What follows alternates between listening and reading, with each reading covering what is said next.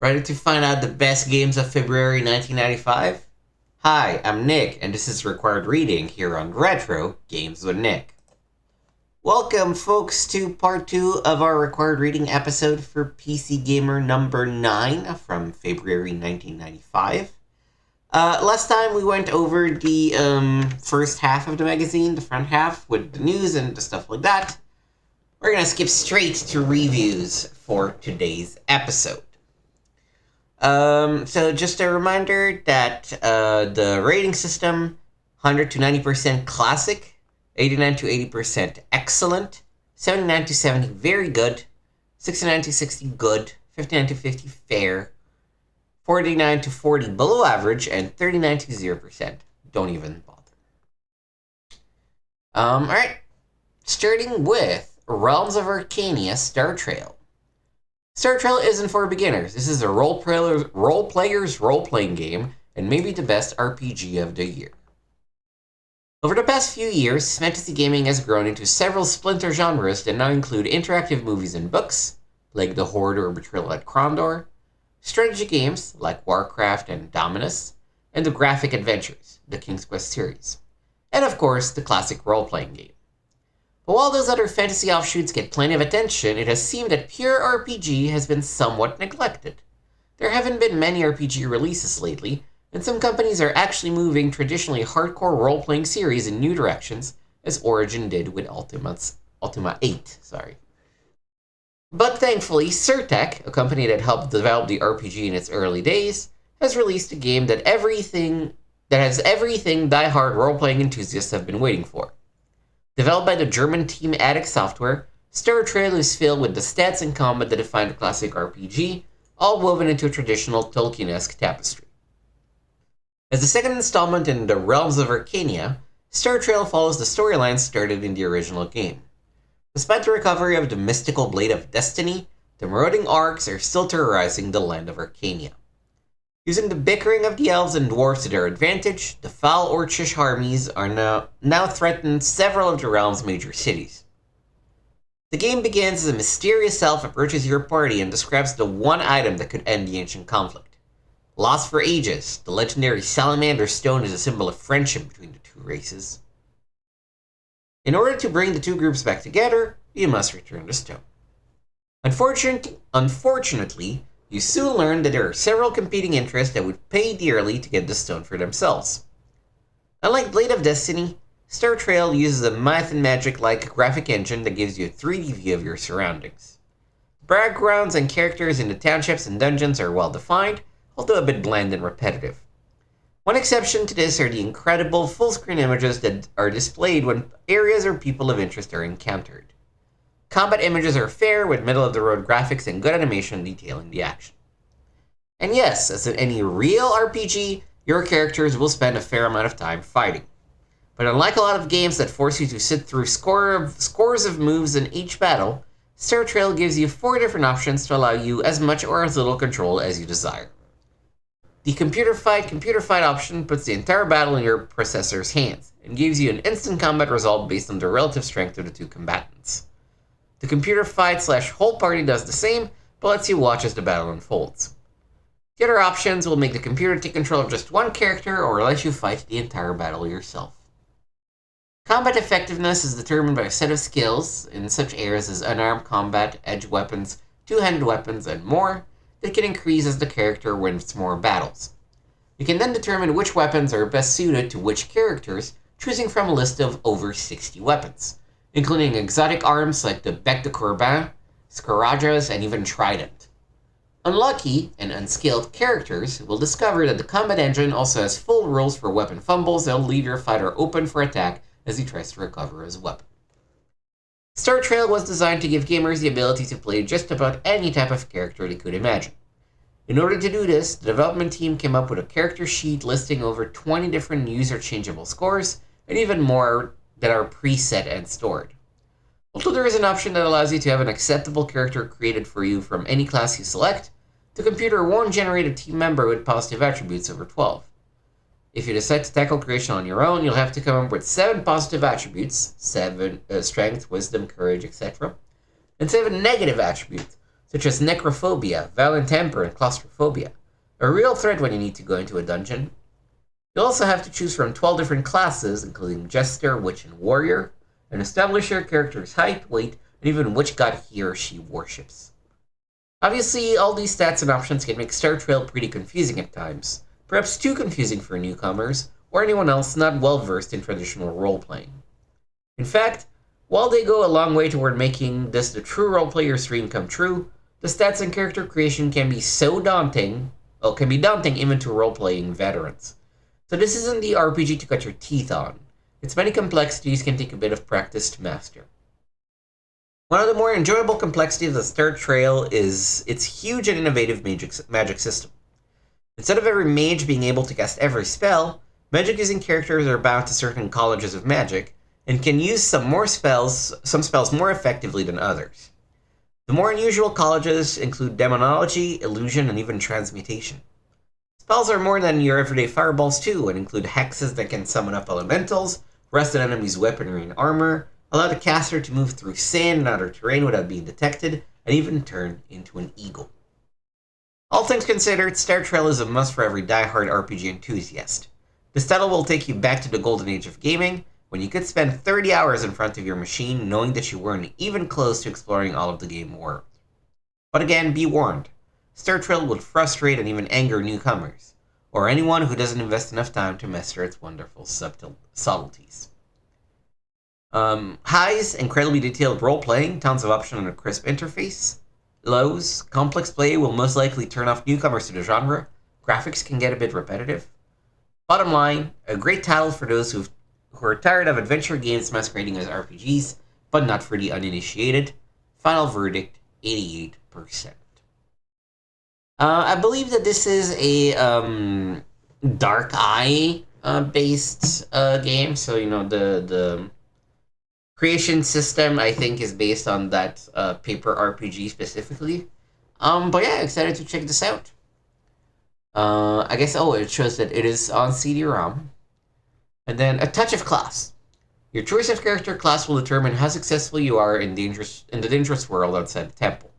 Take a minute to get familiar with a few of your choices. The Jesters are expert at staying alive. With its natural dexterity and agility, this is the perfect character for those who plan on using guerrilla tactics. Warriors are the shock troops you need if you want to survive a tough battle. Keep them well rested or you'll come up short in your next fight. Torwalians are a Norse-like tribe and they take no crap in a fight. Good to have around. Warlocks and witches are adept at both slinging magic and understanding people and animals. Keep them by your side at the bargaining table. Magicians are very wise and can master spells from many different colleges. Don't let them spread their power too thin, though. The Hunters are not only pros at replenishing your food stores, but their proficiency with missile weapons can also kill your foes at a distance. Rogues will keep your party well supplied with other people's gold and will get you into places you couldn't normally go. Dwarves can fight, they can carry heavy things, and can tell you a lot about the world around them. Keep them happy, though. They're unable to use any metal weapon or armor, but druids can use their knowledge of the darker spells to keep their enemies down. And finally, elves come in many varieties, but all of them share a natural ability to use magic and deal with nature. Woodsmen supreme. In fact, they said 12 classes, they only showed 10 of them. But, okay. Operation Body Count. That old Wolfenstein 3 engine just keeps it chugging along. Next up, the UN building, now known as Terrorist Towers. In Capstone's latest first-person shooter using the Wolfenstein 3D engine, you're a member of the elite forces thrown into a hostage rescue operation. And as the name implies, you'll tally a huge body count as you dispose of all your foes. Who are these madmen who dare send in your way? They're grade A, turban-clad Middle Eastern militant terrorists, of course, the new bad guys of the 90s. You see, the terrorists have taken the UN building and hold the hostages on the top floor. But can your elite force land on the roof to rescue them? Nope, you'll have to start on the sewers beneath the building and fight your way to the top floor by floor. Forget the fact that you control the elevator, you still go up only one floor at a time. And forget that you've seen all this before. There's plenty of killing ahead, so as rapper Ice-T would say, that's not how you spell Ice-T, but okay. On with the body count. At first, you might think Rat Count would be a more appropriate name for the game, as rats are nearly all you'll find in the sewers of the first levels. They're easy to kill. What chance does a rat have against an Uzi? But the little nippers can hurt you if they get at your heels. A rare terrorist or swamp creature may come along to break up the monotony, but there's not much to do down here except find the ladder upward. And if you think the sewer level looks same, you just wait until you see the 30 or more floor of the UN building. You'll no doubt be ready for some action once you reach the UN's first floor, and you'll get it, or at least a good taste of all the action you're going to get. A couple of cardboard cut-out terrorists run stiffly towards you, yelling something about Allah. A robotic security machine gun crawls along the ceiling, all easy targets. Then you get more of the same, floors and floors of the same. These games usually promise high-powered weaponry to wreak havoc with, and this is one of Body Count's bright spots. Though the large machine gun isn't much better than the Uzi you're issued, there's a flamethrower, always a fun weapon. It's not effective against ceiling robots, but quite nice for toasting everyone else. Eventually, you'll even get the prized weapon, the rocket gun. The thing can actually take out walls. You can also shoot up the walls and windows for the nice destructive feeling, but for some reason, none of the weapons will kill anyone standing in a doorway. Surely this was an unintentional save zone. In a very nice, fresh twist on the whole first-person premise, you'll often enter a level with several peacekeeping comrades to back you up. True, they'll normally just run along a corridor, shooting at whatever moves, until they hit a wall and come to a stop. But you can jump into any one of their bodies and take control of them. In fact, if your man is about to die, you can switch into one of your comrades and continue the game from there.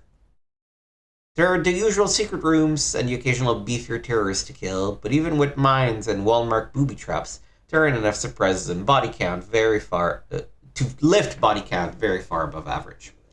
The enemy graphics are flat and uninteresting, and the corridors and walls are often dark and grainy, making it difficult to tell what's going on. Corridor 7, an earlier and very similar game from Capstone, was a little more attractive, with its colorful alien enemies and smoother, better defined wall texture. If you like Corridor 7, you'll probably want to check out Body Count, but don't expect major changes or better graphics in this latest variation on the Wolfenstein engine. Highs. Having comrades that you control is nice and one of the best ideas we've seen. Lows. The flat cardboard cutout enemies are bad enough, but why does every floor have to look so much alike? Bottom line, check it out if you're a fan of the genre, but there's really nothing new here.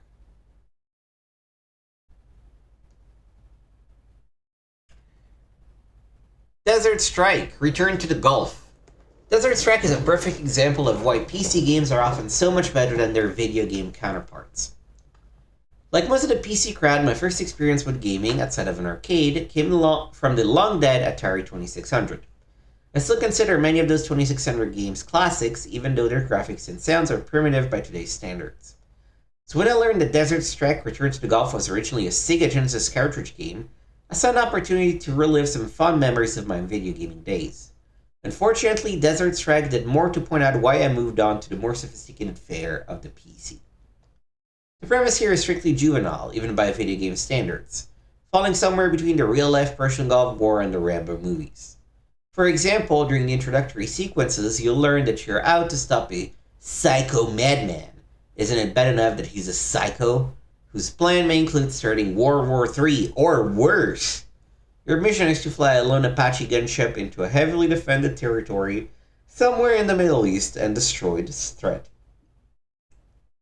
Yet the poor storyline is only the beginning of Desert Strike problems. You view the action from a 3/4 top-down perspective, and in flight your chopper sits pretty near the center of the screen. But when you stop to blast the target, the view floats to place your Apache near the edge of the screen, leaving any enemies behind you hidden as they blast away from you. The view shifting is very annoying and led to more than a few early deaths. Once you adapt to the drifting, you'll realize a few more limitations in gameplay. Can't change the altitude or speed of your chopper, making quick getaways and kind of evasive maneuver helicopters are made for all but impossible. You might as well be driving a truck into battle. Even with the terrific firepower bristling from the Apache, it can take 3 to 4 shots from your slow-firing chain gun to kill a single enemy soldier. The two types of missiles, Hydra and Hellfire, on board inflict more damage, but judging by the range of your target is tough and made more difficult by that viewpoint shifting. And why should you have to cycle through your weapons with the spacebar when only one of your joystick or gamepad buttons is being used? The graphics are pretty good for a shooter and give you a close view of the terrain below, although if the viewing area were expanded a bit, it would be a lot easier to see what's going on around you during combat. Sound effects can only be described as mediocre. Despite these complaints, I did find a few things to like. Rescuing little MIAs and down pilots is fun, as is nabbing enemies who are trying to flee. With the need to refuel and gather ammo adds a bit of strategy to each mission. None of this is enough to overcome the game's more serious flaws, though. I'm afraid that even if you love the Genesis version, you won't think much of Desert Strike on PC. Highs, the graphics are decent and the missions are varied. Lows, childish story, ticklish control, and some annoying sound effects.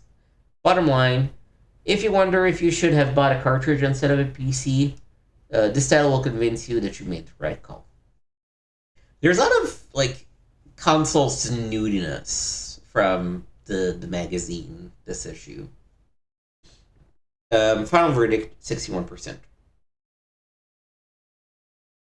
Noctropolis. Sure, Noctropolis has its flaws, but beneath them is a solid adventure game with gorgeous graphics and an involving story.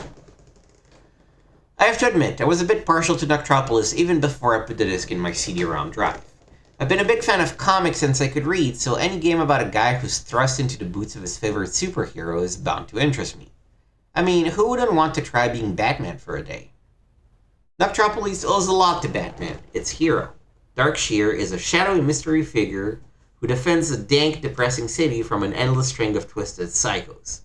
But that's where the similarities end. Darkshear gets his power from an ancient mystical brotherhood, and he doesn't prowl the city with a boy wonder. His fitful psychic is a beautiful blonde named Stiletto, and she didn't get that name from her heels. Oh, from a weapon that she uses, I assume. As the game begins, your character, Peter Gray, is wandering around alone in his used bookstore. His wife has left him, the telephone's been disconnected, the electricity is next, and worst of all, Cygnus Publication has just cancelled his favorite comic book, The Adventures of Darkshear. It's always darkest before the dawn, but things are going to get even darker for Peter. The weirdness begins when a package arrives at Peter's door. Turns out he's won the I Want to Be Darkshear sweepstakes. If only he'd known what he was getting into when he entered that contest. Soon Peter finds himself transported to Noctropolis City, where Darkshear has retired and his archenemies are running wild under the control of a shadowy new villain named Flux. Someone has to take Darkshear's place, and you've already guessed who's it's going to be. There is classic comic book potential here. Unfortunately, too much of it goes unrealized.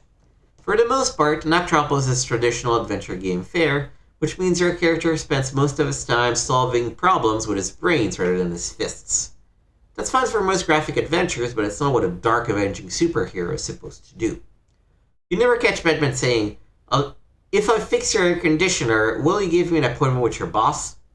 The Cape Crusader would just scare some sense into anyone who's got it in his way. And after you've tried reasoning with Leon the maintenance man, you'll wish you could rough him up a bit. Every good superhero comic has at least one knockdown drag-out fight, but Peter Gray, as the new Darkshear, barely gets his knuckles bruised. Most of the time, he seems content to stand back and watch Stiletto do what little head-busting needs to be done. Still, if Noctropolis doesn't feel much like a good old-fashioned comic book, it has all the trappings of a good, newfangled graphic adventure. The hand-painted SVGA backgrounds of Noctropolis City are nothing less than beautiful. It's clear from the start that the designers know and love architecture. They mix and match styles with abandon, and the result is a sense of urban decay and paranoia that comes off more like a cross between the Batman movies and Hellraiser. The game's pilot is nicely drawn too, with a comic book style shocker at the end, although you may figure out the secret long before it's revealed. Electronic Arts shouldn't count on selling a lot of Noctropolis hint books. The game designers have done their job so well that only the most impatient players will need one. Noctropolis isn't too easy, but even its toughest puzzles can be solved with a little perseverance. It's a shame that such a nice package had to be saddled with weak dialogue and weaker acting, though. It's the same problem that still plagues so many games that use digitized video and speech. Bad performances can drag an otherwise excellent game into the mediocrity zone. The women in Noctropolis are all very pretty, but as soon as they open their mouths to speak, they become rejects from those late-night TV commercials for 900 numbers. The men, well, most of them are so wooden they'll give you a new appreciation for Jill Gerard, the star of that Buck Rogers TV show from the 1980s. It doesn't help that the actors have such cornball dialogue to read, from painfully stilted bits like the villain's final speech to a leering, suggestive line like stilettos. I just love a man who'll show me his gun. The bloopers that play during the game's end credits say it all. If an actor can't speak a line with a straight face, the dialogue probably needs work. But I'm only being hard on Noctropolis because it comes so close to being a really excellent adventure. The game leaves plenty of room for a sequel, and there's so much here that we like that we can only hope they get the details right next time. An important note, Noctropolis is not intended for young gamers. It's not nearly as racy as the adventure advertising suggests, but there are a couple of gratuitous glimpses of topless actresses, and there's plenty of violence and gore. The violence and gore, yeah, it's fine, but the topless actresses, woo. Noctropolitan Nasties. Every good superhero needs a rogues gallery of bizarre villains to keep him busy, and Darkshire has more than his fair share. The gal in the revealing face is Succubus. Her advances would be hard to resist even if she wasn't possessed by a demon, but if you steal a kiss from her, she may just steal your life away. Top Hat is another lovely lady with a rotten personality. She's a stage magician who likes to make people disappear, permanently. Green Tub is your basic half-man, half-plant mutant. Venomous vegetation is a specialty like his 20-foot Venus flytraps. Here's a face you don't want to see above your hospital bed. Master Macabre is a former surgeon who decided homicide was more fun than healing. His name is Dreelmer, and that's not a typo. Run into him in the realm of your own dreams, and you may just die before you wake. Uniting all these maladjusted miscreants is Flux, a mysterious newcomer to Noctropolis. His secret makes him the most dangerous enemy of all. Why not for Heroes of Might and Magic? Cool. Blakestone Planet Strike. You better grab your gun and hit the floor, because Dr. Goldfire's back for more. It's Formgen's Blakestone Planet Strike. Blakestone Planet Strike from Formgen is here just in time to fill the momentary void in the first-person shooter market. What do you mean you didn't notice it? In this one, you, as top British intelligence agent Blakestone, are out to stop the evil Dr. Goldfire from unleashing his monstrous minions on the universe. You've tangled with Goldfire before, and although you put a stop to his plans, the Doctor managed to get away. But you can correct that oversight now. Recent reports indicate that he's using an abandoned Star Institute training complex on the planet Ceylon to produce his genetic monsters. So it's lock and load time, shooter fans. It all boils down to this. You've got to battle your way through 20 monster-filled levels, each with a transporter that has been disabled by Dr. Goldfire. So you have to find a fission detonator on each level and carry it to the security cube, which you must also locate. After you destroy the security cube with the detonator, you can use the transporter to proceed to the next level. To help you along the way, you have an automapper with 3 levels of magnification, as well as 6 different weapons, ranging in power from something like a rubber band gun to a bazooka. The graphics throughout are satisfactory with plenty of different wall, ceiling, and floor textures, although I prefer the dark, foreboding look of Doom and Doom 2. But this game doesn't look bad, almost reminiscent of Wolfenstein 3D, and the mangled remains of the mutants you've blown away are suitably gruesome. The background music heightens the mood in a few spots, but overall it's fairly bland. The sound effects are better, although not perfect. Your initial weapon, for instance, is the auto-charge pistol, which sounds like a pop gun even though it's supposed to be silent. But the other digital sounds are actually pretty good, and the voice samples are clear and understandable. There are 4 skill levels. The higher the skill level, the more monsters you'll encounter. The enemy AI isn't very impressive, though. The mutants will converge on you if the alarm is given, but at times they are completely oblivious. It was disintegrating doors with the anti-plasma cannon, which makes a great deal of noise, and didn't see a soul. Either the AI wasn't smart enough to alert the monsters, or the monsters are smart enough to know not to mess with a man carrying an anti-plasma cannon. But the AI is good enough and does its job. You can't afford to walk around blithely ignoring your surroundings, because if you do, you won't live long. Goldfire critters may not be very smart, but there are plenty of them, and they are well armed. Game control is good. You can use the keyboard, mouse, or joystick, and recommend both the keyboard and mouse. If you're looking for a Wolfenstein 3D type of game, then you will be interested in this title. If you're looking for a game with a bit more to offer, like network modern play, then you should check out Doom 2. Final verdict, highs, 4 skill levels, some mighty mean monsters and impressive firepower. Lows, it can get a bit repetitive, the graphics are only average. Bottom line, not a bad game, in fact better than a lot of the first person stuff we've seen, but it's no Doom though. Final verdict, 75%. Yeah, this is I think this is literally built on the Wolfenstein 3D engine, so it has all the limitations that has, but I think it's the Blackstone series is like that second tier okay Wolfenstein clones in a way that like the Hexen and Heretic are like that second tier okay Doom clones, right? So yeah, excited to check this one out when we play through some of these. Our multimedia CD-ROMs speak for themselves. Club Cyber something. In this virtual nightclub, your dreams will come true. Major in physical education, Sorority House, an interactive game of hide and peek. Jesus fucking Christ. Beautiful nude girls, how can anyone find them offensive? I mean, you know, as long as they were selling it legitimately to people. Menzoberranzan. This is the best third-person RPG SSI has produced since Eye of the Beholder, and at times it's even better than Eye of the Beholder. Independent developer Dreamforge, creators of the involving Ravenloft and its slick engine, have been doing some top-flight programming work for SSI lately. Now they have produced what, in all likelihood, will be the last SSI Advanced Dungeons & Dragons title, Menzoberranzan. In many ways, it's the best AD&D title yet, featuring inspired graphics, an involved storyline, and an intuitive interface. At the same time, it also points out the problem and limitations involved in producing any game in an AD&D world. Menzoberranzan is based on Ares Salvatore's best-selling Forgotten Realms novels, The Legacy, which explores the mysterious culture of the Drow. A race of nocturnal, subterranean, dark-skinned elves, the Drow are known for their sadism and their worship of dark creatures.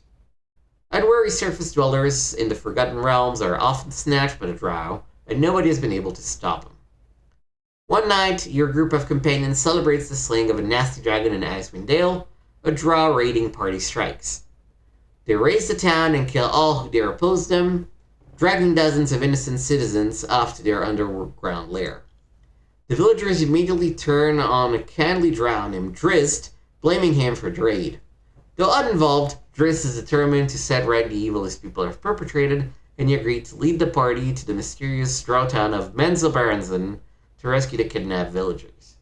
As you journey deep into dark and evil lands, you slowly learn more about the complex culture of the Drow, solve puzzles, and of course, fight. Oh, that's cool that they have, like, this is a game starring Drizzt, involving Drizzt. That's nice. The story opens with some terrific animation sequences, moving straight to a unique, fully animated character creation screen. You are guided through the creation of 2 characters with some handsome 3D visuals. A novel but time-consuming approach, which might have been more welcome if you had the option to skip it and create characters the old-fashioned way. These 2 characters begin the game with somewhat laborious and pointless task of fetching water to put out a fire in the town's food storage building. Some lingering drow fighters are mere blade fodder before you start battling your way across the Icewind Dale plains to find the entrance to the Underdark lair of the Drow. A druid named Vermulian provides some enchanted gems to help in the quest, and several other new characters appear and offer to join your party, including Drizzt. This is all just a prelude, however, to a journey through the Underdark, and it's here that the game temporarily runs aground and becomes mired in endless combat at the expense of more meaty elements. These levels are all beautifully created, and to some degree challenging. There are even a few characters to meet along the way, and some nasty surprises. But there is a curious absence of puzzles and an ultimately worrisome emphasis on fight, fight, fight. I love hacking and slashing as much as the next person, but it helps when it's broken up a bit more with some character interaction, story, and puzzles. And for too long, that just isn't the case. Fortunately, all of these elements come to the fore later in the game. As your party gets deeper into the Underdark and eventually to Menzoberranzan itself, they become involved into the politics of the Drow, who are controlled by a series of noble houses, all vying for more political power. As you're forced to help some houses defeat others, you begin to upset the balance of power among the Drow, possibly enabling one house to unleash an ultimate destruction on the world. The emphasis shifts from standard combat to story and character interaction, weaving a complex tale of people and power that goes beyond traditional hack and slash heroics. I'm just afraid that all this comes in too late in the game, and that many will be put off well before the story can kick in. The Menzoberranzan engine is, aside from a few nuggling points, almost perfect. The entire party can strike at an enemy with a single mouse click, and spellcasting is a relatively easy affair. The simple, real-time engine brings most fights to a speedy resolution, which means that long stretches of combat don't interrupt the flow of the game much. Inventory and character accoutrement are handled in a stylish screen that lays out all information cleanly and efficiently. Clothing and arming a character is done with funky little mannequin-like figures, and you can easily see how armor classes are altered as you change armor. If you could place an item in an inventory without opening the character screen each time, the system would be flawless. An entire bevy of new monsters haunt the darkened lands you must traverse, and new weapons, spells, and prayers are available to help defeat them. The first-person perspective and lush graphics give you a front-row view of some hair-raising critters as they either kill you or suffer a gruesome death. Add an extensive soundtrack, elaborate cutscenes, countless sound effects, and spoken dialogue, and you have one of the most complex and fulfilling role-playing games in the series. I can't think of a better AD&D game, and that includes the Watershed Eye of the Beholder, which had a weaker narrative and less efficient engine. Menzoberranzan dramatic story is underplayed to a disappointing degree at points, but it still lifts gameplay above the level of most first-person titles. Though a somewhat flawed game, Menzoberranzan is so well-crafted overall that it's easy to overlook its shortcomings. If this weren't a TSR AD&D game, it's likely we would have seen more of an emphasis on story. As it is, the AD&D line is still being designed for teenage males who, we're led to believe, expect more action and less talk. Menzoberranzan skirts this line, though, trying to have both, and for the most part, it succeeds. Any fan of first-person RPGs will find a lot to enjoy here. Highs, good graphics and sound, and eventually, a good plot. Lows, hack slash, are we having fun yet? Bottom line, features excellent production, a solid engine, and a good premise, but is combat-oriented in early levels and takes its sweet time getting to narrative elements. Final verdict, 85%. The monsters of Menzoberranzan. No role-playing experience will be complete without some nasty new enemies to slaughter, and Menzoberranzan has plenty of them. The Drow Priestess is a powerful magic user with a snake-headed whip. Hooked horrors may look terrifying, but they're really pussycats. Okay. Drow fighters are found both on the surface and on the way to Menzoberranzan. Driders are part spider and part drow, and retain the classes that they held as drow, i.e. mage, cleric, etc. The Lucrata has a mean bite but a lethal kick. The Valid Fungus lives in the dark and can rot flesh with a touch. Nice party trick. Fungi skeletons are found in myconoid territory and can be dangerous in number. Umber Hulks are just so cuddly. They can also burrow through stone and crush a man with their bare hands. Rust monsters have a nasty habit of turning all your metal to rust. The Darrow Dwarf left is mean, but the Darrow Savant is mean and a skilled magic user. Was this the last SSI Gold Box game? That would be interesting to know.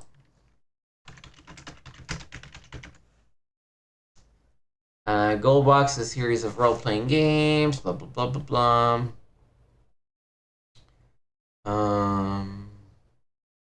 In fact, this wasn't even released in the Gold Box.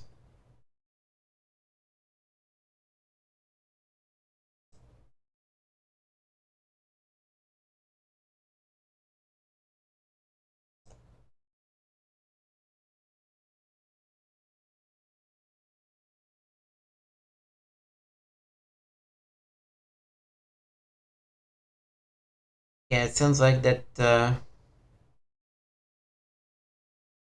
Menzoberranzan is the latest of the bunch. It also seems like Scorpio didn't really like it as much because it's really a hack and slash product.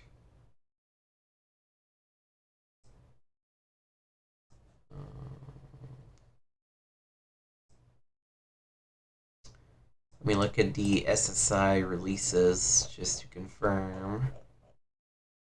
Year.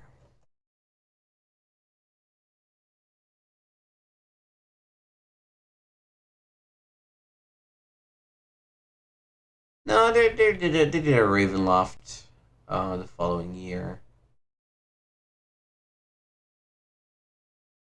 But for the most part, yeah, SSI at this point is done Dungeons and Dragons, probably because their agreement ran out.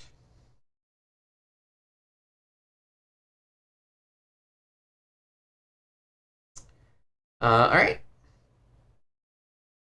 The Fortress of Dr. Radiaki. The Doctor's goofball forces definitely win the competition for best coming performance in death-dealing shoot-'em-up. The Fortress of Dr. Radiaki isn't the best title in the growing field of first-person shooters. Doom still holds that honor in my book. But it's certainly not the worst either. In fact, Radiaki seems to intentionally defy comparison to its run-and-shoot cousins by placing the emphasis on comedy rather than gunplay. In Radiaki, you're a super agent sent to penetrate the good doctor's fortress and stop Radiaki before he can lose nuclear vengeance on the world. His fortress, a multi-level affair, with him at the top and you starting out at the bottom, is guarded by a cast of zanies that gives Radiaki its uniquely comical qualities and sets it apart from the other first-person shooters out there. Among the funny characters you'll meet and kill are Castro-loyal guards that look just like Fidel, complete with beard and cigar. And when you blast them, the Cubanos moan Madre de Dios or Aili mi cabeza. There are big alligator men who make a cute little sound like a sneezing Yorkshire Terrier when they attack. And then there are sneaky ninja who mutter the horror and rosebud when you off them. Really good stuff. Sure. The humorous baddies look terrific too. Unlike the enemies in Doom and most other first-person shooters, which tend to chunk out into big fist-sized pixels at close range, the villains of Radiaki look even better close-up than they do from a distance. And they're plenty deadly, rushing you in droves sometimes, and pounding through ammunitions like it's going out of style. Problem is, though, that Radiaki's levels don't give you much room to enjoy the gunplay. Most levels are full of narrow corridors and smallish rooms, really limiting your ability to fake out an enemy, maybe take a shot at him, and then spin off, run toward cover, and turn back to finish him off. And so too many confrontations feel like toe-to-toe slugfests with no opportunity for strategy.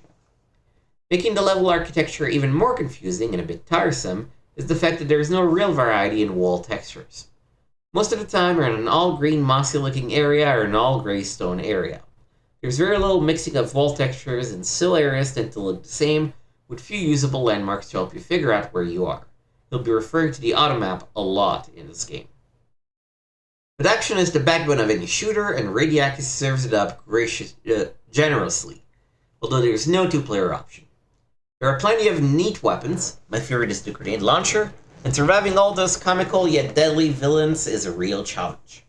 You control everything with your keyboard and mouse, by the way. No joystick support is included. It took me a while to get used to this, and I never stopped wishing I could use a gamepad. Still, the mouse keyboard arrangement worked well. I liked Radiaki in the end, and I know I'll be playing long after this review is finished. Strong points hook me, and I recommend it to all you first-person addicts. Highs, good character graphics and a great sense of humor, plenty of action. Low, the level graphics and architecture leave a lot to be desired, no joystick support. Bottom line, Fortress of Dr. Radiaki may not be the best shooter around, but it's definitely worth the look. Final verdict, 81%. We played a demo of this last time, and it did not play great or feel great, but I'm willing to be convinced. Double talk. This is just trivia game. We're gonna skip that. That's fine. An ad for Flash Traffic. I'd check it out if they were to review it. Maybe next issue. Blown Away. If you like watching video clips interspersed with time puzzles, Blown Away will certainly deliver the goods.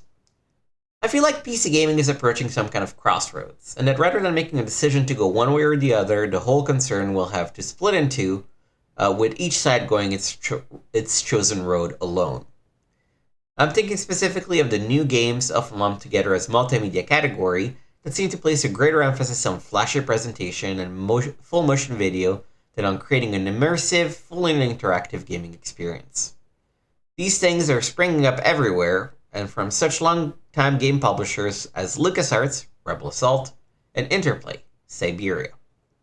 So there must be an audience for them. I just can't figure out whether that audience includes most of us gamers. Take Blown Away, for example. This new title, loosely based on the movie of the same name, I guess, concerns a bomb squad cop, you, who is in pursuit of a crazed bomber. The story is told through video clips, which then pop you into some nicely rendered virtual rooms full of hotspots. Click on a hotspot and you might get to play a little game. Games within Blown Away aren't bad at all, kind of a mix of logic puzzles that reminded me of The Seven Guests. Not many of them have much replay value though, but there are a number of puzzles, word puzzles, and even a recreation of the old labyrinth, maze, and marble game that works surprisingly like the real thing. A nice variety. And then there's the video, which, like the puzzles, isn't bad at all. It's full screen stuff and runs nicely on Windows accelerated video card. And the starring villain, a scruffy dude named Jimmy Skaggs, turned in a memorably creepy performance. So there you have two components, puzzles and video, that are fine by themselves. But when you try to tie them together, the whole affair becomes mind-numbingly boring. Watch a video, click a button, play a game, usually by clicking more buttons, and then watch more video. The video and puzzles have such a tenuous relationship to one another that the whole affair adds up to considerably less than the sum of its parts. I almost think that IVI knew people would get tired of the video puzzle combo because they included a practice mode that lets you hop right into any game you choose and play it on its own. I certainly came to appreciate the feature anyway. If I want to see the movies, I can always access them through the built-in Windows Media Player. Blown Away is good as these kind of games go. It's pretty, it contains some good puzzles, and it all works as advertised. I can recommend it to veteran gamers because they've come to expect a lot more depth and sophistication. But if multimedia games do veer off and become a separate kind of PC entertainment, Blown Away would probably be among the better offerings in the new genre. Highs, good full-screen video and some really nice puzzles. Lows, the video and puzzles are a lot better on their own than combined, not very interactive. Bottom line, another multimedia game, there's just not enough interaction here to satisfy most gamers. Okay, moving on. What is a belly button? Oh, so is it people that are making Blown Away are making, what is a belly button? Oh, Novastorm. Now this is refreshing. Novastorm is a CD-ROM product. It features plenty of great CD sound and a little digitized intro sequences, but it doesn't rely on these tricks to try and create some flashy multimedia experience. Novastorm is just a straightforward shooter with lots of extras thrown in. Like most shooters, Novastorm takes place in the future and puts you in control of a lone spaceship hurling toward whole squadrons of enemies. In this case, the bad guys represent the evil Scarab, one of those pan-galactic evildoers unions. So you pilot your jaunty scavenger for space fighter, blasting everything you see, and knowing that the fate of your race hangs in the balance. Really though, the storyline doesn't matter much here. The star of the show is action, pure, unabashed, arcade-style shooting. Novastorm delivers action by the truckload and reminds you of those arcade shoot-em-ups of your youth. The memory lane stuff won't last long though, because I'll bet you haven't seen many shooters that look as good as this. You'll soar through the void of space, over alien landscapes, and towards vast futuristic space stations. It all looks great, and the hope of seeing what landscape the next level might hold kept me playing for hours. The sound and music are good too, as you'd expect from a CD title. Novastorm's weaknesses aren't major, but they are annoying. The biggest of these for me was the inability to save your progress. It can get pretty tiresome having to replay the game from the beginning when you lose that last ship. A password feature would have been awful nice. There aren't quite as many enemies, or as much variety of enemies as I'd like to see either. But these are small potatoes and don't change the fact that Nova Storm is a hell of a good game. Highs, a good shooter, uses CD-ROM enhancement instead of being inhibited by them. Lows, no SID feature, not everyone likes shooters, and that's all this is. Bottom line, a refreshingly simple and effective CD-ROM title. Final verdict, 85%. Ecstatica. Where else can you have so much fun getting the hell beat out of you while playing as the opposite sex? Empty streets. Not exactly the greeting you anticipated when you entered the village of Tirich, but you soon discover that those empty streets are not nearly as vacant as they seem. A short walk into the heart of the village plunges you into the mystery and frantic battle for your life and sanity. Dark forces suddenly blanket the village, forces you must defeat if you hope to leave Tirich. So begins Ecstatica, a graphic adventure that just may change all your notions about the genre. This game is a marvel from the first screen, full of the kind of innovation that engenders a sense of awe. And amazingly, this awe in no way diminishes as you play further into the game. You're constantly rewarded with fresh new scenes and situations that will keep you playing to the exclusion of all else. I say this from my own experience. Just ask Matt. The graphics are beautiful, but what's really breathtaking is the way your character and others move in this virtual village. The perspective scaling, body movements, and varying viewpoints are so engrossing that words can only hint at their impact. Ecstatica lets you choose whether to play as male or female. Choice is subjective one, with no advantage or penalty assigned to either sex. Controlling your character is utter simplicity, with relatively few controls to worry about and no special commands for particular weapons. Essentially, what you do is explore the hamlet and wait to see what happens. You won't wait long either, as you immediately discover that this deserted village is far from empty. Strange creatures, byproduct of magical meddling gone awry, roam the streets, performing whatever mayhem they can. Some, such as the little creatures who resemble maniacal versions of Piglet, can do a little damage to you, but they're more nuisance than threat. Other creatures can, and will, do more to harm. So finding a weapon is of utmost importance, although there are some creatures, such as the ape-like monster who constantly stalks you, that can't be dispatched until late in the game. One warning though, Ecstatica is an extremely violent game. Fight scenes are very realistic, almost surrealistic in their impact. You can almost feel the blows, and when your character does happen to bite the big one, the death throes are painful to see and hear. And this pales in comparison to the more bloody deaths you can suffer.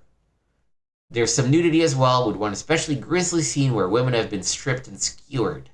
This is definitely an adult game, and more pointedly, not a game for the squeamish, whatever their age. What Ecstatica is above all else is a real joy to play. Along with Relentless, it points to a strong new European presence in the US gaming market. There are a few minor flaws, such as your character's occasional ability to step through solid objects, but for the most part, the sights, sounds, and especially the action make Ecstatica a game to be reckoned with. Highs, ultra-realistic character movements, near-perfect perspective scaling, and fantastic graphic vistas. Lows, extreme violence and a touch of nudity may offend some. Bottom line, a game that will delight and consume you in one fell swoop.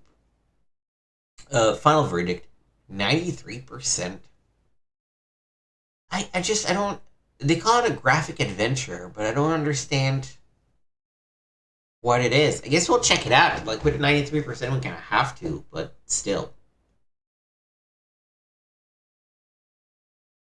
NASCAR Racing. NASCAR Racing takes the checkered flag for incredible fender-bending realism. NASCAR is far and away the fastest growing and most popular form of motorsports in the country. Besides offering the most competitive wheel-to-wheel racing you can find, the drivers and cars are more familiar to fans. These guys aren't European playboys driving machines more akin to spacecraft than car in your garage. This is Chevy versus Ford, Dale versus Rusty. I live in the heart of NASCAR country, and as long as I can remember, I've dreamt of a stock car racing simulation. I've designed it many times in my head. Real drivers, all the tracks, drafting all the super speedways, and banging on the short tracks. Thanks to Papyrus, that sim is here, and I can't imagine how it could have been done any better. When the program loads, former champion Ned Jarrett announces, "This is NASCAR Racing." And old Ned ain't just whistling Dixie either. although it probably does that from time to time. If racing action on the computer was any more realistic, they'd have to pay you prize money to play. Like its predecessor, the excellent IndyCar Racing, NASCAR Racing lets you run single races, practice at any track, or run for the season championship. There are 9 tracks. Papyrus promises more circuits later. The 1.5 Atlanta Oval, the 1.5 mile Atlanta Oval, the Watkins Glen Road Course, the 200 megabytes, the 200 miles per hour super speedway at Talladega, the flat Phoenix 1 mile oval, the lightning fast half mile at Bristol, the wide and smooth 2 miler in Michigan, the tricky Darlington Oval, the tight half mile of Martinsville, and the 1 mile track at Loudon, New Hampshire. A welcome and easy to use editor lets you modify the specs of any team, including your own. Choose your car make, Ford, Chevrolet of Pontiac, and then it's off to the races. You also have a choice of tires, and just like on the real circuit, the Goodyears last longer and the Hoosiers are a bit faster. This isn't a game, this is a simulation. So naturally you can't just unload your car at the track and outrun Rusty Wallace. Each track requires a different setup, and the random weather conditions are a definite factor. So the setup you use to lap the field at Bristol in the spring might put you back at the pack for the August race. To find the right race setup, or dial the car in, as the NASCAR boys say, you'll have to test different combination of many settings. Gear ratios, spoilers, shocks, camber, tire pressure, and more. It's a process of trial and error that takes time and demands patience. The folks at Papyrus have graciously included 3 race setups and 1 qualifying setup for each track, though, just in case you can't wait to hit the track. These setups are good enough to put you in the race, but you'll have to adjust them to better suit your driving style. As good as the foundation of the game is, NASCAR Racing moves to a yet higher level when you pull your car onto the track. If you're used to darting your IndyCar anywhere on the track and making it stick, you're in for a big surprise here. These stock cars weigh about 3,000 pounds, and you'll feel like you're driving an 18-wheeler at first. On most tracks, you'll have to ease off the throttle or tap the brakes as you enter a turn. It's impressive stuff and feels just like it should. And yes, I have turned a few laps in a stock car than at Charlotte Motor Speedway. The available SVGA graphics are incredibly crisp, if your machine has the horsepower to run them. Even on the 90 miles per hour. I don't know why I'm struggling so much with abbreviations right now. Even on the 90 megahertz Pentium, the game isn't too smooth in SVGA with all the detail cranked up. In fact, a 4060X33 is just about the minimum platform I'd recommend to run even the VGA version at a decent frame rate. You can toggle graphic options to get the frame rate you want though, stuff like texturing, the number of opponents, their strength, how many other cars you can see on the track, and even how many you can hear. I played the game and evaluated it in VGA, as I think most people will. To me, the SVGA option just assures that I'll be playing for years and enjoying the game even more on my next computer. But no matter which race you're running in, watching the other cars move around the track is nothing short of stunning. Some drivers are aggressive while some are more patient. Some will just flat out cut you off in a turn, and though I won't mention any names... Sorry, I don't know why I'm reading so poorly. Maybe I should take a break and record the rest tomorrow. But anyway, some will just flat out cut you off in a turn, though I won't mention any names. And one of the most thrilling aspects of real NASCAR racing, bumping or framming and bamming, as Earnhardt says, is brilliantly recreated here. That was my biggest concern about a stock car sim, but Papyrus has pulled it off beautifully. You can put the bumper up to the guy in front of you, turn him sideways, and get beside him. Hit him too hard though, and he might spin in front of you and send you both in the wall. The wrecks are thrilling, by the way, and the replay feature is great for watching a pileup or admiring a nice pass. Another impressive detail is car damage. Get involved in a minor wreck and you'll have the option to repair the damage in the pits. More serious collisions, of course, may push you out of action for good, and you can actually see the damage. A slightly crinkled fender or a crumpled hood from both inside the car and in the camera replays. Pit stops are also handled thoughtfully.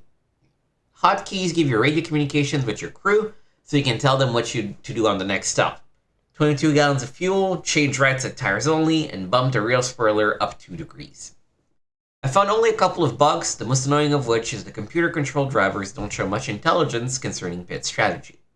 Often, several cars will dive into the pit as the green flag waves following a caution period. Papyrus is promising a quick fix for that glitch. But forget that. NASCAR Racing blows the doors off every other racing game there has ever been. Computer simulations just don't get any better than this. Highs, great graphics, stirring sound, hair-raising action. Lows, a mid-range 486 is barely adequate to run the game, even in standard VGA mode. Bottom line, if you're a race fan with a fast computer, your life simply isn't complete without NASCAR Racing. Final verdict, 94%. Beautiful, but at a price. The CD-ROM version of NASCAR Racing includes the option to run the game in SVGA, and it looks great that way, as these shots clearly demonstrate. But to really play the game at that resolution, you're going to need every bit of a Pentium 90 MHz processor. Keep in mind, though, that this game rocks VGA. The SVGA stuff is just a thoughtful bonus and guarantees that you'll be playing long after the 486 goes the way of the dinosaur. Yeah, I think we checked out the, demo of this last time, and I had such a hard time getting it to run, but yeah, we might. I feel like I am forced to check it out just because of the editor's choice and the super high score. Papyrus makes great racing games. They're not for me for the most part, but we might give this one a look. Phantasmagoria by Roberto Williams. You animal, you. This is a game called Wolf, which is about a wolf sim, I guess. Panzer General. Classic war game for players who've never tried a war game and for those who've tried them all. Okay, that's good, because I've never really tried one, and this is another one that, given the score, we're going to have to check out. So, generally speaking, it's unwise for software reviewers to traffic in superlatives, but in the case of Panzer General, nothing less will suffice. This is the sweetest, slickest, best-looking, and most obsessively playable war game since Empire. It's detailed enough, accurate enough, and respectful enough of history to gratify all but the pickest grog nerds. The kind who complain if all the algorithms are reproduced in the manual. But it's so easy to play and so much cotton-picking fun that it will surely attract thousands of newcomers into the wargame genre. Panzer General's designers drew on SSI's expertise not only in wargames, but in role-playing adventures, and skillfully blended the most appealing features of both traditions. The premise is one that appeals to the megalomaniac in all of us. Can you be the greatest panzer commander of all time? Can you conquer everybody? All significant World War II land, sea, and air units from all sides are represented. Yes, even the Polish TK3 Tankets and the Norwegian Fokker, not a bad word, Fokker, D13 Interceptor, I guess that's how you would probably read that. When units do battle, brief animated sequences vividly portray the action and destruction. These mini clips are simply the best of their kind ever. In the hours and hours I spent with this game, I have never wanted to turn them off, and that's a rare occurrence. You started your career in 1939, Poland, 1941, Western or Eastern Front, or 1943, ditto. You begin with a number of core units which become, in effect, your private army. As these units go from battle to battle, they gain experience, initiative, and steadiness. The role-playing element is powered by a system of prestige points, symbolic of your reputation in your cloud at OKW in Berlin, which are used, much like currency, to purchase new or more powerful units or to upgrade the equipment of veteran troops. Victory, efficiency, and low casualties increase your prestige, so it's quite possible after a string of victories to find yourself commanding an elite force with its own integral air, artillery, and even naval support. At the start of each new battle, you receive orders detailing your objectives and time limits headquarters have set for capturing them. Citizen airfields not listed as objectives are still worth extra prestige points, but no matter how many of them you overrun, you must capture assigned objectives or face disgrace and the possible termination of your career. Strategic maps show the entire area of operations with objectives highlighted. Tactical maps are hex-based, but the scale of the hexes varies from scenario to scenario. Only one unit plus air support may occupy a hex at any one time. Each round of fighting uses up strength and supplies, or weakens fortifications if you're on the defensive. You must withdraw a unit from contact in order to fully reinforce or resupply it, and a wise commander will check unit status after each engagement. Tanks with no gas don't move, guns with no shells can't shoot, and planes that loiter too long away from their bases simply vanish from the screen. All the details are handled through several rows of menu buttons. Click to move, click to attack, click to resupply. If you're not sure what a given button does, just put your mouse over it and its function appears at the top of your screen. Before committing to battle, the probable losses are displayed in the lower left screen. This data is roughly analogous to an intelligence briefing and shouldn't be taken as gospel, if only because it tends to impose caution. Units don't always respond to these estimates. Units don't always respond as these estimates might lead you to expect. A seemingly beaten enemy unit may rally, mount a rugged defense, and disembowel one of your tank regiments. Likewise, an audacious attack can sometimes crack an apparently strong defense with one hammer blow. In general, though, and true to the implications of its title, Panzer General tends to reward boldness, initiative, and drive. The time constraints on some operations are very demanding, and grinding battles of attrition are to be avoided whenever possible. The 1939-41 scenarios, in fact, give as vivid a demonstration of blitzkrieg tactics as one could ask for. While the heart of the game is in its role-playing campaign mode, it also offers an astonishing array of individual battles, affording the utmost variety of terrains and technologies. Included are such fascinating theaters of operation as Crete, Norway, the Balkans, Sevastopol, Kiev, Budapest, and 3 versions of Operation Sea Lion, the proposed invasion of England. Evolving campaigns may take their own paths, which may or may not adhere closely to the historical record. If you conquer North Africa, for example, the Allies may never invade Italy. And if you're successful in Operation Sea Lion, D-Day simply doesn't happen. If you fail, on the other hand, you might find yourself defending Berlin as early as 1943. There's even a grand finale campaign involving a German assault on Washington, D.C. I was consistently impressed by the quality of the computer opponent, even on the easy setting. With the exception of the tutorial attack on Poland, none of these battles is a walkover. I often find myself surprised, suddenly outgunned, or thrown off balance by an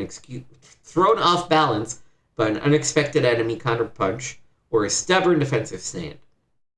The level of challenge is quite high once you progress past the easiest settings, and you'll find yourself fighting and refighting battles using different ideas, different mixes of equipment, different axes of advances.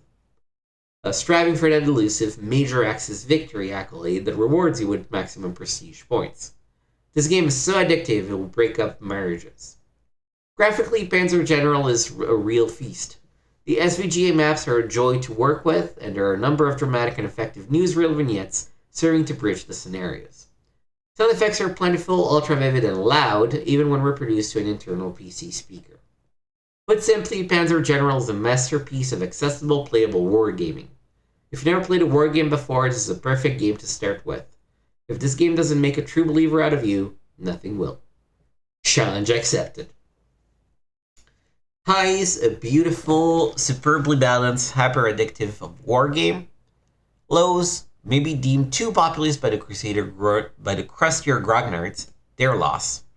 Bottom line, the best wargame since Empire, and I certainly can't think of any higher praise for a game. Final verdict, 93%. A little sidebar, the invasion of England. One of the greatest might-have-been campaigns of World War II was the proposed German invasion of England, Operation Sea Lion. The fascination the speculative campaign holds for wargamers is attested by SSI's inclusion of 3 Sea Lion scenarios in Panzer General. September 1st, 1940, the campaign as it almost happened in reality. June 6, 1943, the Germans make one last desperate attempt to drive England out of the war. Sea Lion Plus. This one also starts on September 1st, 1940, but presupposes that the next offensive from Spain has captured Gibraltar and therefore freed major units of the Italian fleet to support the invasion. Gamers will relish the nuances and variety of all 3 scenarios, but the Sea Lion Plus surely gives the Axis its best chance to scrub old Blighty once and for all. The added naval resources enable the invasion force to seal both ends of the English Channel, and pour land and air forces into the fray without significant interference from the Royal Navy. The 1943 scenario has its attractions too, for the Germans can, by this time, field units of Tigers and other high-potency armor. On the other hand, although no American ground units have appeared, at least not in the games I've played to this point, American air power is present in sufficient quantities to make air superiority a very difficult goal for the Germans. England was never invaded, of course, because the RAF held off the Luftwaffe and sank many of the invasion barges Hitler was hoarding. But what if England had been invaded and conquered? Panzer General gives you not one, not two, but 3 different ways to see what might have happened. Now that's good gaming.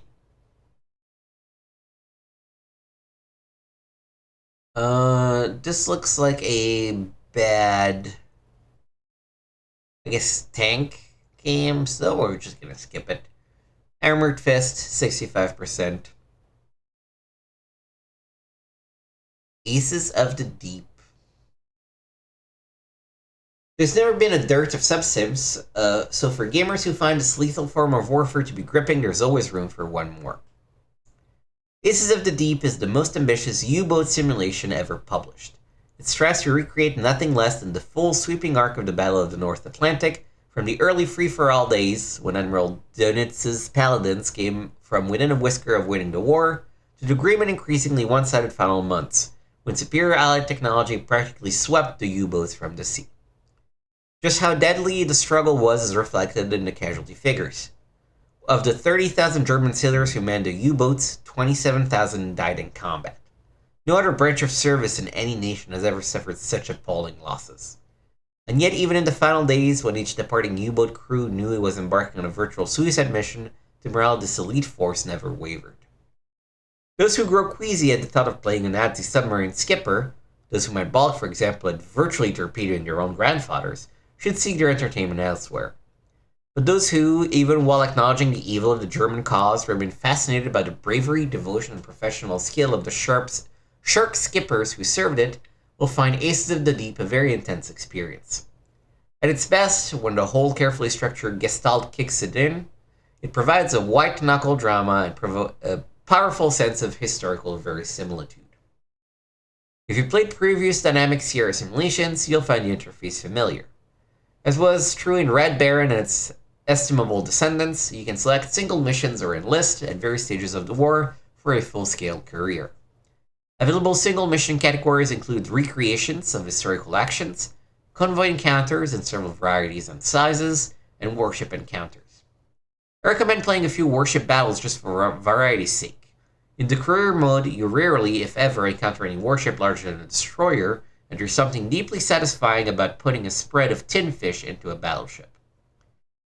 In the career mode, you navigate to your assigned patrol area and take what comes. You may run into a straggling merchantman that you can engage with your deck gun, very enjoyable, or any sort of convoy imaginable.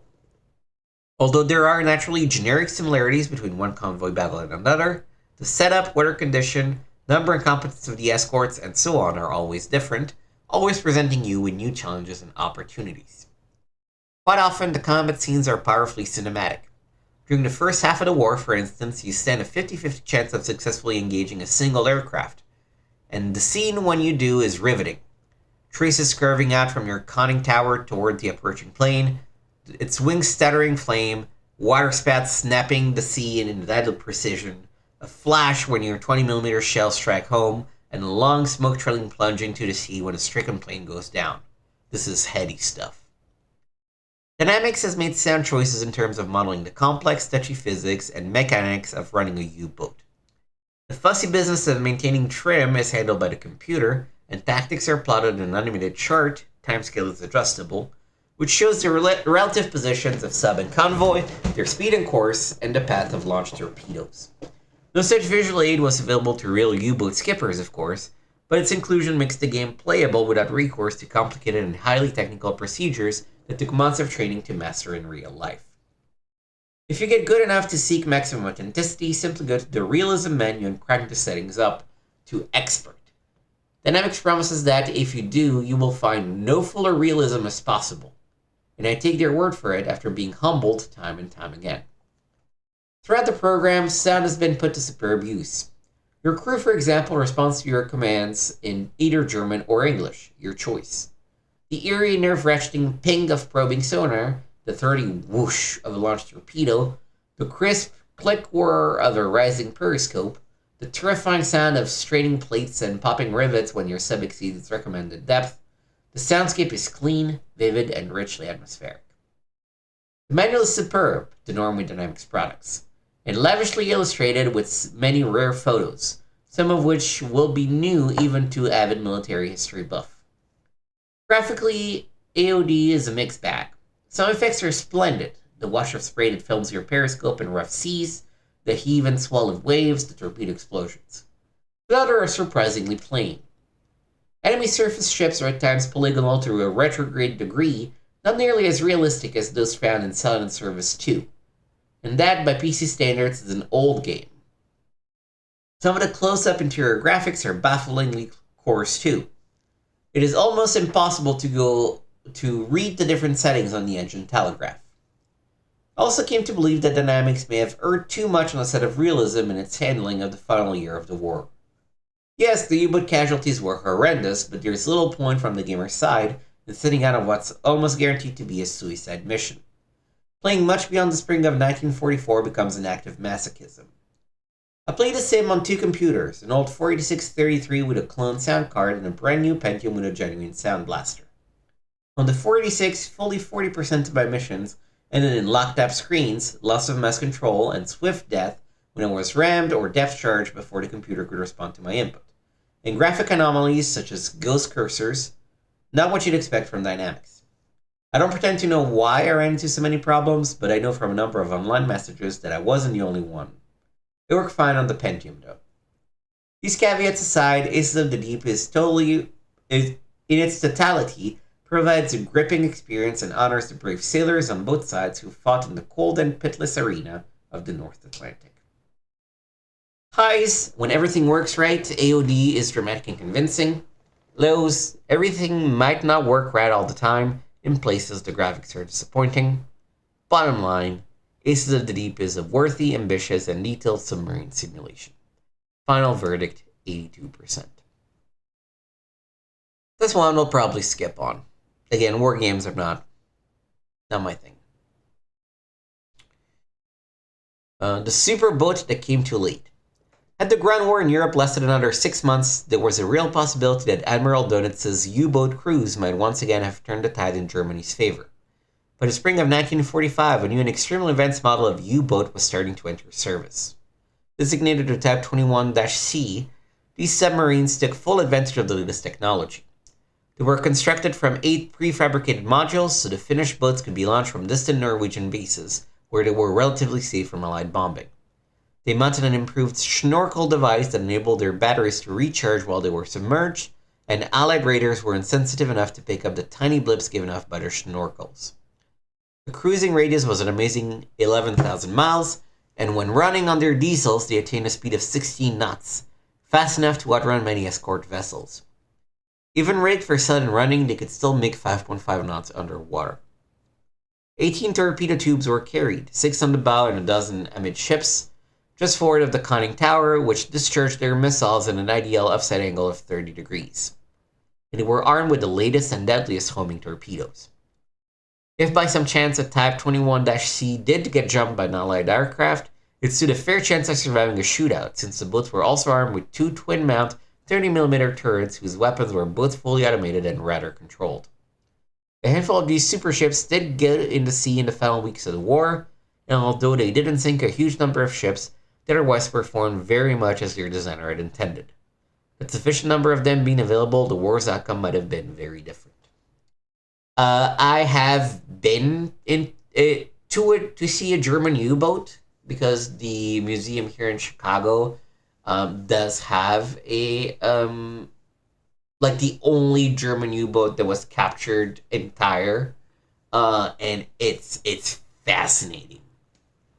It's fascinating to believe that humans managed to build these giant metal tubes when you think about it. Yeah, this is a flight sim. I think I'm good on this one. This is a Bible. So is this. Next Generation. I'd actually read through this. I don't think a magazine like this would give a like 60 Minutes to Sway episode out of it. But I think they might have some like interesting perspectives about like higher brow articles than what we might find in PC Gamer or PSM or whatnot. So it might be interesting to check it out. Um, this looks like a poor one-on-one fighting game. I mean, I guess it's good. One Must Fall, 2097, 84% final verdict, but I'm good too. Let's read this one just because it was mentioned earlier. NCAA Road to the Final Four 2. Looking for a decent hoop sim? Well, it ain't perfect, but Road to the Final Four 2 is easily the best game in town. Winter can be a quiet season for fans of computer sports simulations.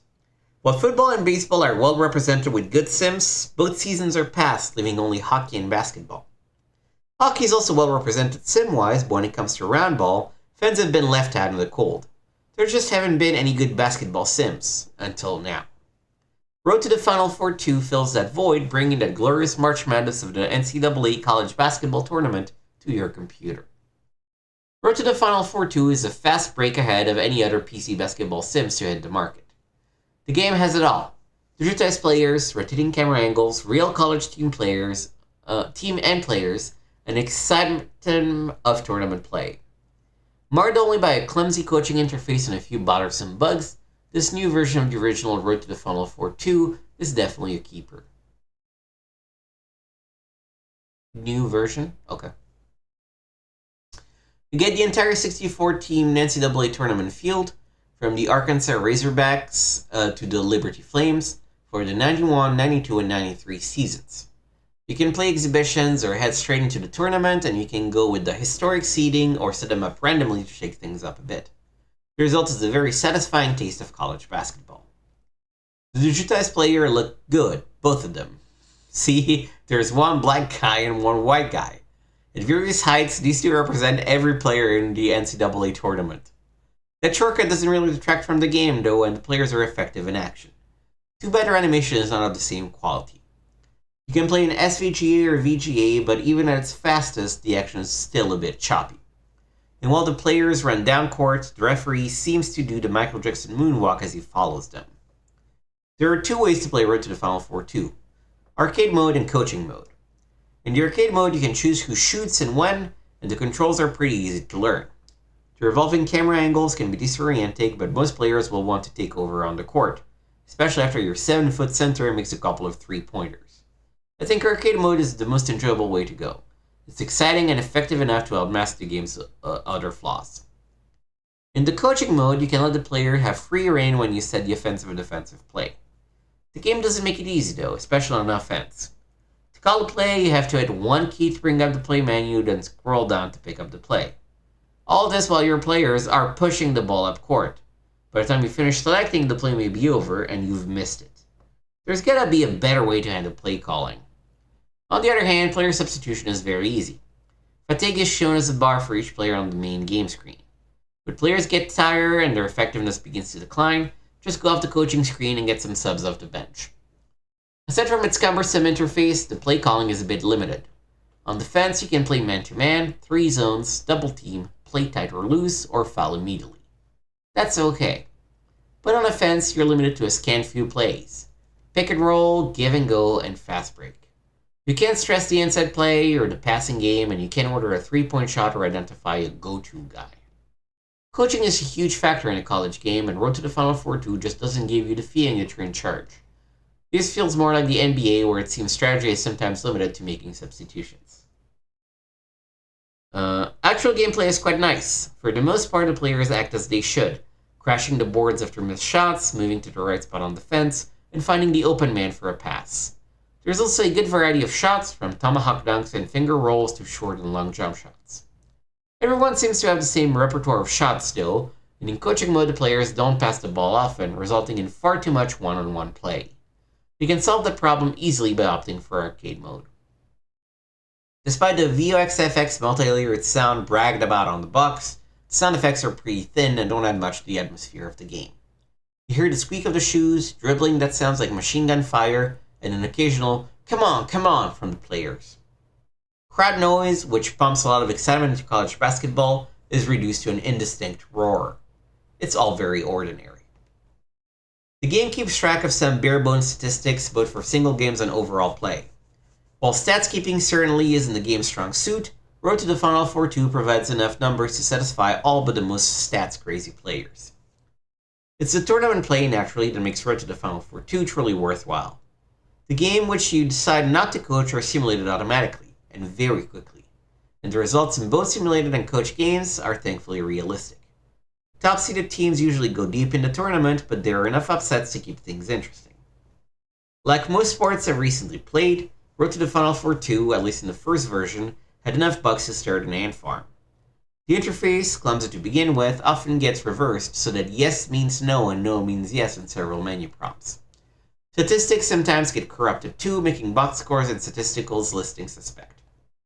Let's hope these frustrating flaws are fixed quickly. When they are, Road to the Final Four 2 should have all the basketball sim market all to itself. Come to think of it, it already does. This is one sport at least where the cartridge games still have an edge over PC sims. My wish list. Give me season and conference play, top 20 rankings, better stats, and smoother animation. While I'm waiting though, I'll be playing Road to the Final Four. Highs, 3 seasons of NCAA tournament fields and some graphics and exciting action. Lows, choppy animation, awkward coaching interface. Bottom line, if you've been waiting for a good basketball sim, Road to the Final Four 2 is definitely worth a look. Final verdict, 80%. Not for me, again, but, you know. I think it's interesting that we're not even gonna bother trying to model the audience or anything that is off the court. We just can't. Corridor 7.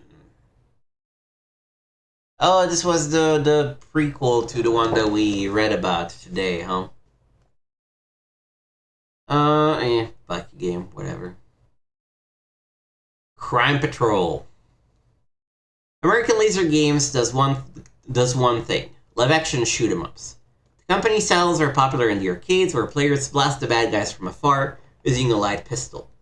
But in the PC versions of their games, including the latest Crime Patrol, you do your dirty work with your mouse, clicking it occasionally near the bottom of the screen to reload. Basically, Crime Patrol is you playing as a rookie cop, showing your prowess and earning promotions by shooting criminals at crime scenes. The action can get pretty heavy, especially as you work your way up the Crime Patrol ladder, and there are usually dim-witted bystanders all over the place to make your job even tougher. You watch what's going on in the scene, blasting gunmen as they pop out before they get the chance to blast you. In a game like this, the quality of video, full-screen video mind you, is important, especially when you're expected to spot perpetrators far off in the distance. And while the video in Crime Patrol isn't the laserdisc quality you get in the arcades, it still looks pretty good. A lot of this is due to the fact that Crime Patrol features plenty of bright, well-lit locales. Other ALG titles, such as Who Shot Johnny Rock, were so dim as to be almost unplayable. The sound and music are good too, by the way, but in some sort of B-movie way.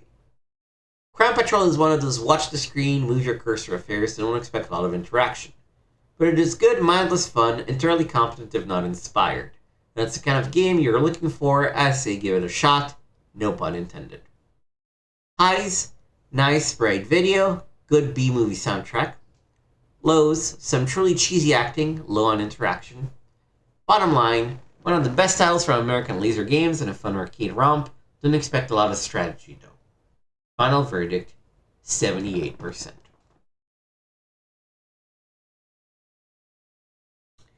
Alright, and that ends the review section.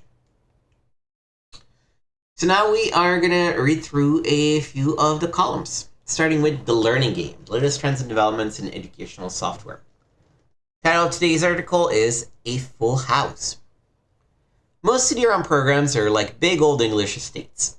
Some small family moves in and occupies the west wing of Mistwood, where the rest of the house gets draftier and dustier. Why not put some of that space to use? If we're going to have these big mansions of storage media just brimming with potential, I say move bigger families into them. Bring in all the grandparents, the sister, the cousins, and the aunts. In the past, I've asked for CD-ROM software that delves more deeply into its subject matter. This month, I've been looking at 3 programs that do a good job of really digging into their topics, filling the old home place with a little more sunshine and human activity. Marketed as series, the first package offers a collection of reading primers on one CD-ROM. The second offers a series of several CD-ROMs on art history, and the third offers a series of simple but gorgeous puzzles in 3 separate volumes. Reader Rabbit's Interactive Reading Journey. The Learning Company says that their new release includes everything you need to teach your kid to read. Certainly Sam the Lion finds everything he needs as he travels with Reader Rabbit down the old reading road. Along the way, they find various kinds of exercises, including word recognition drills, phonics practice, and hidden items associated with featured letters. The program wraps these exercises in a friendly, colorful landscape. The program revolves around 40 electronic reading primers, and the reading exercises are closely related to these stories. You can hear them read aloud or switch off that feature and read the text to yourself. The package also includes printed versions of the books, a nice touch and quite helpful. Aimed at kids 4 to 9 years old, Reader Rabbit's Interactive Reading Journey distinguishes itself from most reading programs by its 2-part teaching strategy. Most reading programs focus on reading drills, such as word recognition, filling the blanks, comprehension quizzes, and so on. Otherwise, they engage children in the process of reading without the drills. Reader Rabbit's Interactive Reading Journey combines both approaches and relates them to each other. The drills use words from the books, and of course, the book uses words practiced in the drills. The double-edged strategy makes the program a lot more complete teaching tool, assuming you think children need both edges. Technically, the program works almost flawlessly. The only glitch I found was the dubbed foreign film syndrome, where the characters' lips don't quite match what's being said. Otherwise, the program ran error-free. As for educational design, Interactive Journey is impressive. The drills are simple enough that any reading-ready child to conquer. They'll be challenged enough to keep learning, but not so challenged that they fail. The books use a few simple words at first, loads of repetition, and gradual addition of new words. The plots even become more entertaining as kids progress to the more challenging texts. Particularly important in a reading program, the speaking voices are clear and friendly. Children can hear precisely how a word sounds, and each character has a distinct vocal personality. The graphics are also well done, sharply drawn, and very colorful. I especially like the way you can click on the black and white drawing illustrations in the reading primer and watch the color flow in. What a nice way to show that you finished reading a page. At $99, you should only buy Reader Rabbit's Interactive Reading Journey if your child is truly interested in learning to read. I mean formally learning to read. Its value is in its well-designed teaching approach, not in the lyric beauty of the text or the humor of the stories. If you believe your child would learn to read better by exposure to well-written books, a pleasant reading environment, and a warm, fuzzy feeling about language, this may not be a good value for you. The text of the reading primers will seem contrived and stiff compared to Dr. Seuss or Eric Carle. But to a child who's itching to read and can learn independently, this may just be the thing. Power CD, the History Through Art series. Reader Rabbit delves deeper than many reading programs, but if you really want to see depth, check out the Power CD series. Published by ZCI, some of these packages take up several CD-ROMs, although none is completely packed. History Through Art, for example, is a 9-disc series. Breaking up civilization's creative tenure into the classical ages, such as pre-modern era and the 20th century, the series offers a thorough introduction to art history. I'll learn more about 19th and 20th century art in a few hours than I had learned into a whole college semester. Granted, I paid attention this time. Each package features a lecture, usually less than 30 minutes, delivered clearly and succinctly. Some people may run away screaming at the mere thought of a lecture, but I found the speaker engaging and information fascinating. During the lecture, the program flashes paintings, sculptures, architecture, and photographs. These visual aids are reproduced beautifully, not the least bit grainy or blurred. They are certainly sharp enough to let you compare pointless Georges Seurat's early study of a park scene with his final, smoother version of Sunday Afternoon on the Grand Jatte. And the choice of works is quite varied, ranging from very familiar pieces, Vincent van Gogh's Starry Night, for example, to less well-known pieces. Why Are You Angry by Paul Gauguin, for instance. Besides following along with the lecture, you can carve your own path through Power CD's information. You can look up a favorite artist in the index and start accessing images and related text as they grab your interest. Those related texts include information about science, history, literature, and philosophy. Although the program cries out to be explored, I found the interface tough to master and the help feature wasn't very useful. It's hard to grasp the overall structure of the thing, although after some time spent studying the interface rather than the content, I found my way. Still, interfaces should be more transparent and friendly than this one. Despite the complexity of the interface, History Through Art is a very satisfying presentation on an interesting topic. The information sheds light on the artist and times and events that shaped their works, their techniques, and their influence on the future. For people 13 years old or older who like art, or just like to learn for learning's sake, this series is a good choice. Lost and Found. On a very different note, GTE has released a series of games called Lost and Found.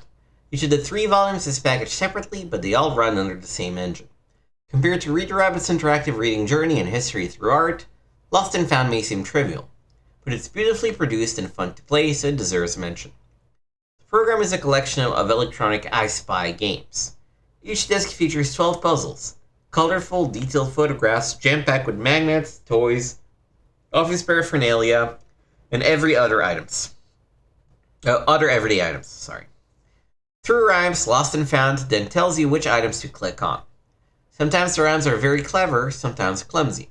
Various characters read these rhymes with wacky voices and weird accents. Although the puzzles are challenging, most kids will be able to solve them. Younger children may need an older child's help, though, since some clues can be a little tricky. If you need a hint, there's a flashlight which highlights a small area of the picture where an object can be found. For a closer look at the puzzle, you can use a magnifying glass to enlarge portions of the picture as you pass over it. The enlarged view sacrifices nothing in visual clarity, by the way, maintaining the high quality of the image. As software gimmicks go, this magnifying glass is a beauty. It's clever and indispensable. Besides the beautiful presentation of the Lost and Found discs, the games offer enough replay value because each puzzle is a different set of clues each time you play. In addition to the entertainment value, Lost and Found offers some important educational benefits too, exercising your powers of concentration, observation, and memory. Because of the beauty of the images, the simplicity of the rules, and multiple possibilities of play, the Lost and Found series should hold a child's interest for longer than many more complex programs. Any or all of the Lost and Found discs would be good value for any family. Still looking for more? More depth, that's what CD-ROM technology should offer to the educational market. These 3 series show how companies are beginning to capitalize on the mass storage capabilities of CD-ROM, but even they haven't filled their media. Software companies are moving in the right direction, though, down into the details of their topics. But there's more to do. Besides focusing on the quantity and quality of their content, for instance, software developers need to use the disk space to hold more tools for manipulating the content. The more we can get our cyber hands on the information and feel it, pull it, and mold it, the better we can learn. Extended Play. SimCity 2000 comes to Windows. In this month's striking new episode, Tom MacDonald reveals a secret love affair with Windows, touts the virtues of the new SimCity 2000, praises the aces of the deep CD-ROM, and more. I admit it, I'm a Windows user. I'm a victim of the Microsoft propaganda machine that says Windows is the ultimate computer environment, despite hard drive space, memory issue, and just nutty error messages. I fuss with my configurations and tidy my little windows and arrange my icons, and you know what? I love it. I like being able to download while I word process and screen capture. I live to multitask. I also love Windows gaming. Civilization for Windows and Empire Deluxe for Windows are permanent fixtures on my hard drive. Now they have some new company. SimCity 2000 for Windows brings one of my favorite games to my favorite environment and does so quite efficiently. SimCity 2000 is a natural Windows game since it encourages twiddling here and there while you should be, say, working on spreadsheets or writing game reviews. This is a fairly straight port to Windows with only a few minor changes. Windows file naming protocols are observed, information windows now stay open once clicked, and multiple windows can stay open at once. You can create a SimCity desktop, but I didn't notice any way to save this as the default. The best new feature is a fourth zoom level, bringing the view in quite close. This is a particular boon to people with large monitors and high resolutions, such as 800 by 600 or above. Even at the top resolutions, though, buildings have some jaggies, but overall everything looks clean. I was a bit bothered that only 256 colors are supported. More or less, and the program will bomb out. I usually run much higher than 256 colors, so I found this an inconvenient and silly exclusion. This is picking nits, though. SimCity 2000 for Windows is the only way to play SimCity. CD-ROM Mania. Dynamics here online is getting into CD-ROM with a vengeance. Last issue, we looked at their exceptional ports of the great Warplanes Flight Sim series. Now they outdo themselves with the new Aces of the Deep CD-ROM. I know a lot of people sneer at online references, guides, and such supplemental material being added to CD-ROM games. But I find that they are not only fascinating, but, in the case of Dynamics, have an appeal wholly outside of the game itself. The reference section for Aces of the Deep is a case in point. Not only is the entire detailed historical manual now online, but it has been substantially enhanced with original video clips. Dynamics actually went out and conducted original interviews with 8 of the top surviving U-boat aces for the video. Otto Krachtmer, Eric Top, Reinhard Hardagen, and 5 others provide insight into the history of the U-boat war, what life on the submarines was like, and even their U-boat tactics and advice. This material is pure gold, not just as it fits into the game, but in and of itself. You might even find yourself coming back to it more than you play the game. Best of all, the supplemental material is integrated into the game program rather than in a separate Windows engine, as with the previous Dynamics titles, and there's the button to drop straight to the game from the reference manual. Gameplay itself now features enhanced sound with voice support in both English and German, and new animated introduction. All in all, this is the best of a series of exceptional CD-ROM ports by Dynamics. Unlike AOD CD, the Journeyman Project Turbo from Sanctuary Woods doesn't include any new material. It just processes the old stuff faster. Originally, this program was irritatingly slow, but Sanctuary Woods has optimized it to run 300% faster, their claim. It does run faster, but even on a Pentium with 24 megs of RAM and a double-speed CD-ROM, it was still more like running a marathon than a sprint. So yes, the program is definitely faster than it was, but it's still not as fast as some other titles. Just when the Zork madness was beginning to ebb a bit, Activision has come up with a clever way to put Return to Zork back in the spotlight. The Zork Anthology is a CD-ROM featuring IBM and Mac versions of the original Zork text adventures from Infocom: Zork 1, Zork 2, Zork 3, Beyond Zork, and Zork 0. Activision even threw Planetfall in as a bonus, or perhaps just to get people familiar with this new title in time for the all-new Planetfall CD-ROM title. It runs $19.95 when bought individually, but is free to anyone who buys Beyond Zork. Not a bad deal, actually, and a good trick to goose sales. Still more tanks. Those naughty guys at Novastar just keeps pumping out the scenario disc for SSI's tanks like there's no tomorrow. Apparently, you folks are responding enthusiastically, and now there's a whole new batch of titles out to satisfy your tanks hunger. Here's a quick rundown of the latest. Number 2, The Fall of France 1940. The German army foiled some of France's best plans, as though France had any good plans, as they struck in the Netherlands and then into France. It took about a month for the Germans to defeat the French, but there were some thick battles and valiant stands during this time. Hannut, Arras, Flavion, Sedan, and Silo are included on this disc, and 3 extra Sedan scenarios covering several days of the battle, with new starting positions and reinforcements for each day. An Arras variant brings the 25th Panzer Regiment in 4 turns earlier. Number 4, Normandy Campaign. Now we're cooking. Several aspects of the D-Day battles are covered in some detail here in numerous scenarios and variants. In fact, just about every scenario has a variant, and one has 4. Along with the oddball free-for-all Aussie scenario, there are 3 Caen, 2 Sword, 2 Gold, 3 Biville, 5 Bernier, and 2 Nightmare, Gold Beach with German tanks scenarios. Novastar has played with a lot of elements here, altering morale values, objectives, and other elements of play, one of their most inventive titles. Number 10, The Bridge at Remagen Campaign.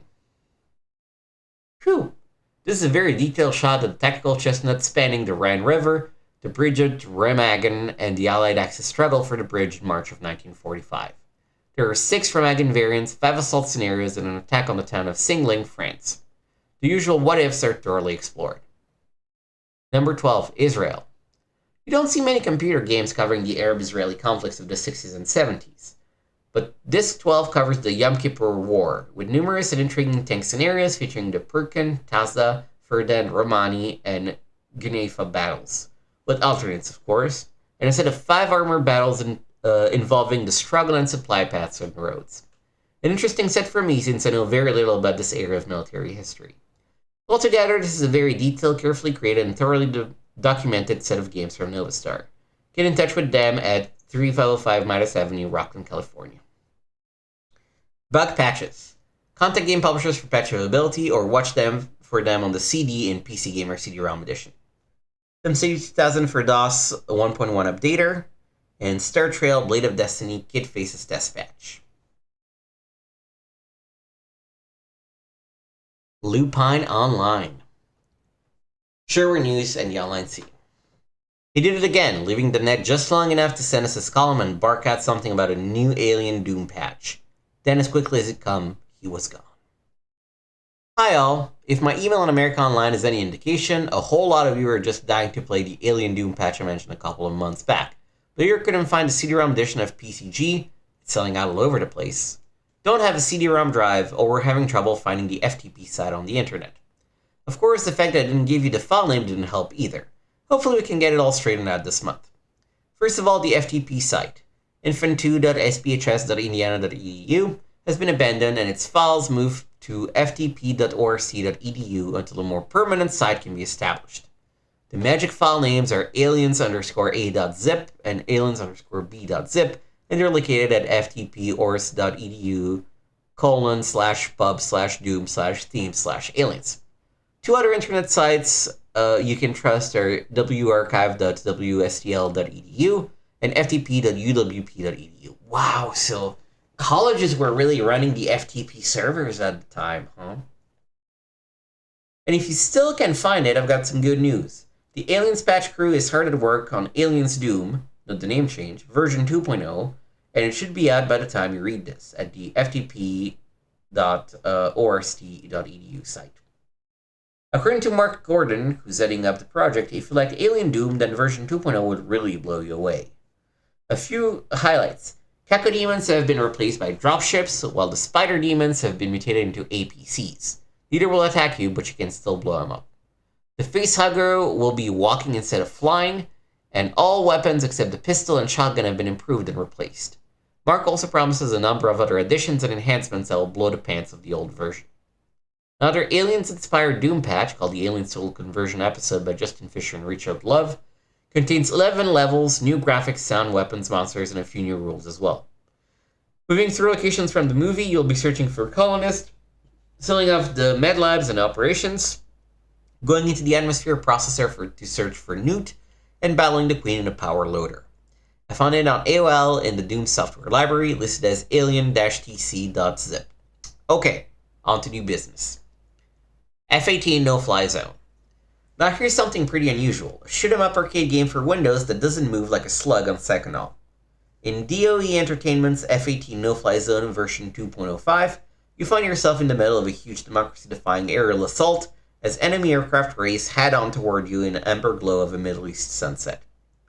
In the tradition of Afterburner, you fly into the screen, targeting bandits with a never-empty cannon and a limited supply of missiles, collecting bonuses from the debris to replenish your missiles and repair damage to your Hornet. Control is by joystick, mouse, or keyboard, or any combination thereof, and the game is incredibly fast. The title screens and background graphics are really beautiful, but the actual game sprites in action are sometimes a little confusing. It took me a while to realize that the passing clouds were actually clouds and not Ed Wood-inspired flying saucers. You can find it on CompuServe in the Action Game section as F18nfz.zip, or write DOE Entertainment, Desert Oak Drive, Palmdale, California. Skyroads. Skyroads by Creative Dimensions may look like a pleasurable little deep space joyride, but in reality it's a wicked 3D obstacle course whose deceptive simplicity will drive you absolutely insane. I guarantee you'll be smashing the tabletop and cursing. It's so bloody simple, why can't I do it? You control a jaunty little space car over 6 roads and 2 levels in the shareware demo, 30 roads and 10 levels in the full registered version.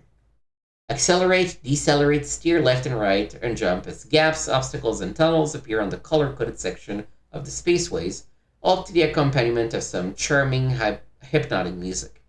There's no shooting in this one, though, except maybe at your monitor when you dive off the road into the void for the 1,000th time. Sky Roads will be available for download on America Online and CompuServe as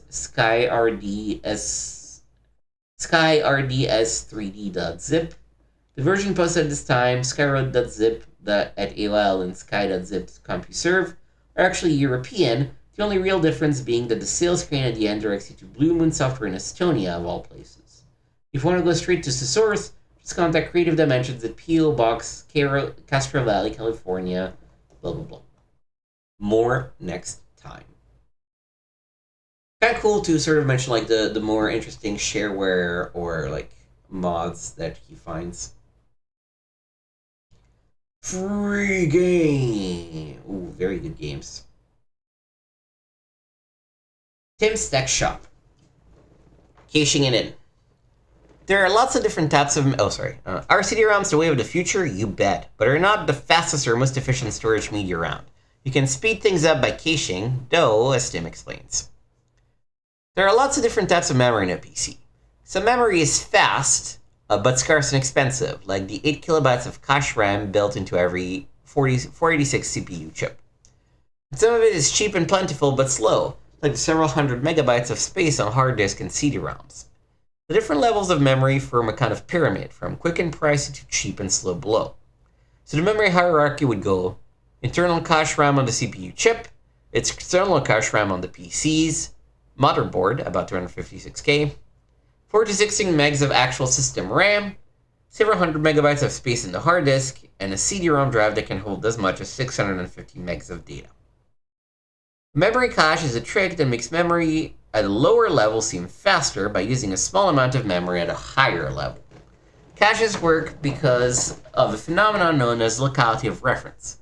Most computer programs spend 80% of their time working with 20% of their data, or maybe 90 or 10% of the data, depending on the program and on which computer GUI you're quoting. Whatever the exact numbers may be, a caching system speeds up access to the RAM or disk memory by keeping a copy of the hottest data in faster memory, where it can be accessed more quickly. When the next chunk of data that the program needs is sitting in cache memory, it's called a cache hit, and that's what's supposed to happen most of the time. If the program gets the data in 1/10 of 100 of the time it would take without caching, because the data comes from fastest memory at the higher level in the pyramid. From system RAM instead of the hard disk, or from the CPU's own super fast L1 RAM cache instead of the slightly slower L2 cache built into the motherboard. But if the data isn't in the cache, a cache miss, the result is worse than not having a cache at all. The system doesn't even start to read the slower memory until after it checks the cache and fails to find the data in there. The cache's effectiveness depends on several things: the relative speeds of the two types of memory, the data access patterns of the program that's running, the amount of memory available to hold data in the cache, and a set of rules that it uses to decide when to move data in or out of the cache replacement algorithm. The most popular replacement algorithm is least recently used, LRU. Each chunk of data in the cache carries a timestamp recording the last time that the block was accessed. When a cache miss occurs, a copy of data that's needed goes into the cache, replacing the least recently used data, which would be the block with the oldest timestamp. When it comes to caching hard disks, you could get a caching controller card, which includes caching hardware plus several megabytes of cache RAM. But even a fast hard disk is pretty slow compared to the speed of a modern CPU, so disk caching utilities can do as good a job in software at a much lower price. Cache programs are found in toolkits like PC Tools, Norton Utilities, and the PC Quick Power Pack, and Microsoft's Smart Drive cache program is included free with both MS-DOS and Windows. About that time that multimedia software and games on CD-ROM started catching on, CD-ROM caching, I know he's doing it to be cute, but it's also kind of hard to parse. About the time that multimedia software and games on CD-ROM started catching on, CD-ROM caching utilities also showed up. By now, most popular hard disk cache programs have also been upgraded to work with CD-ROMs, including version 5.0 of Smart Drive, which comes with MS-DOS version 6.20 and higher. Technically, these utilities skip a level in the memory hierarchy, jumping over the hard disk by using the extra system RAM to cache the CD-ROM drive. One dedicated CD-ROM cache program, CDT Incorporated D x10, can use both RAM and hard disk space to cache the CD-ROM drive. A hard disk doesn't offer the same 1000-fold speed advantage over CD-ROMs, it's more like 5 to 10 times, but what it lacks in speed it can make up for in size. Using Smart Drive, most PCs give their best overall performance when the cache uses around 2 megabytes of RAM.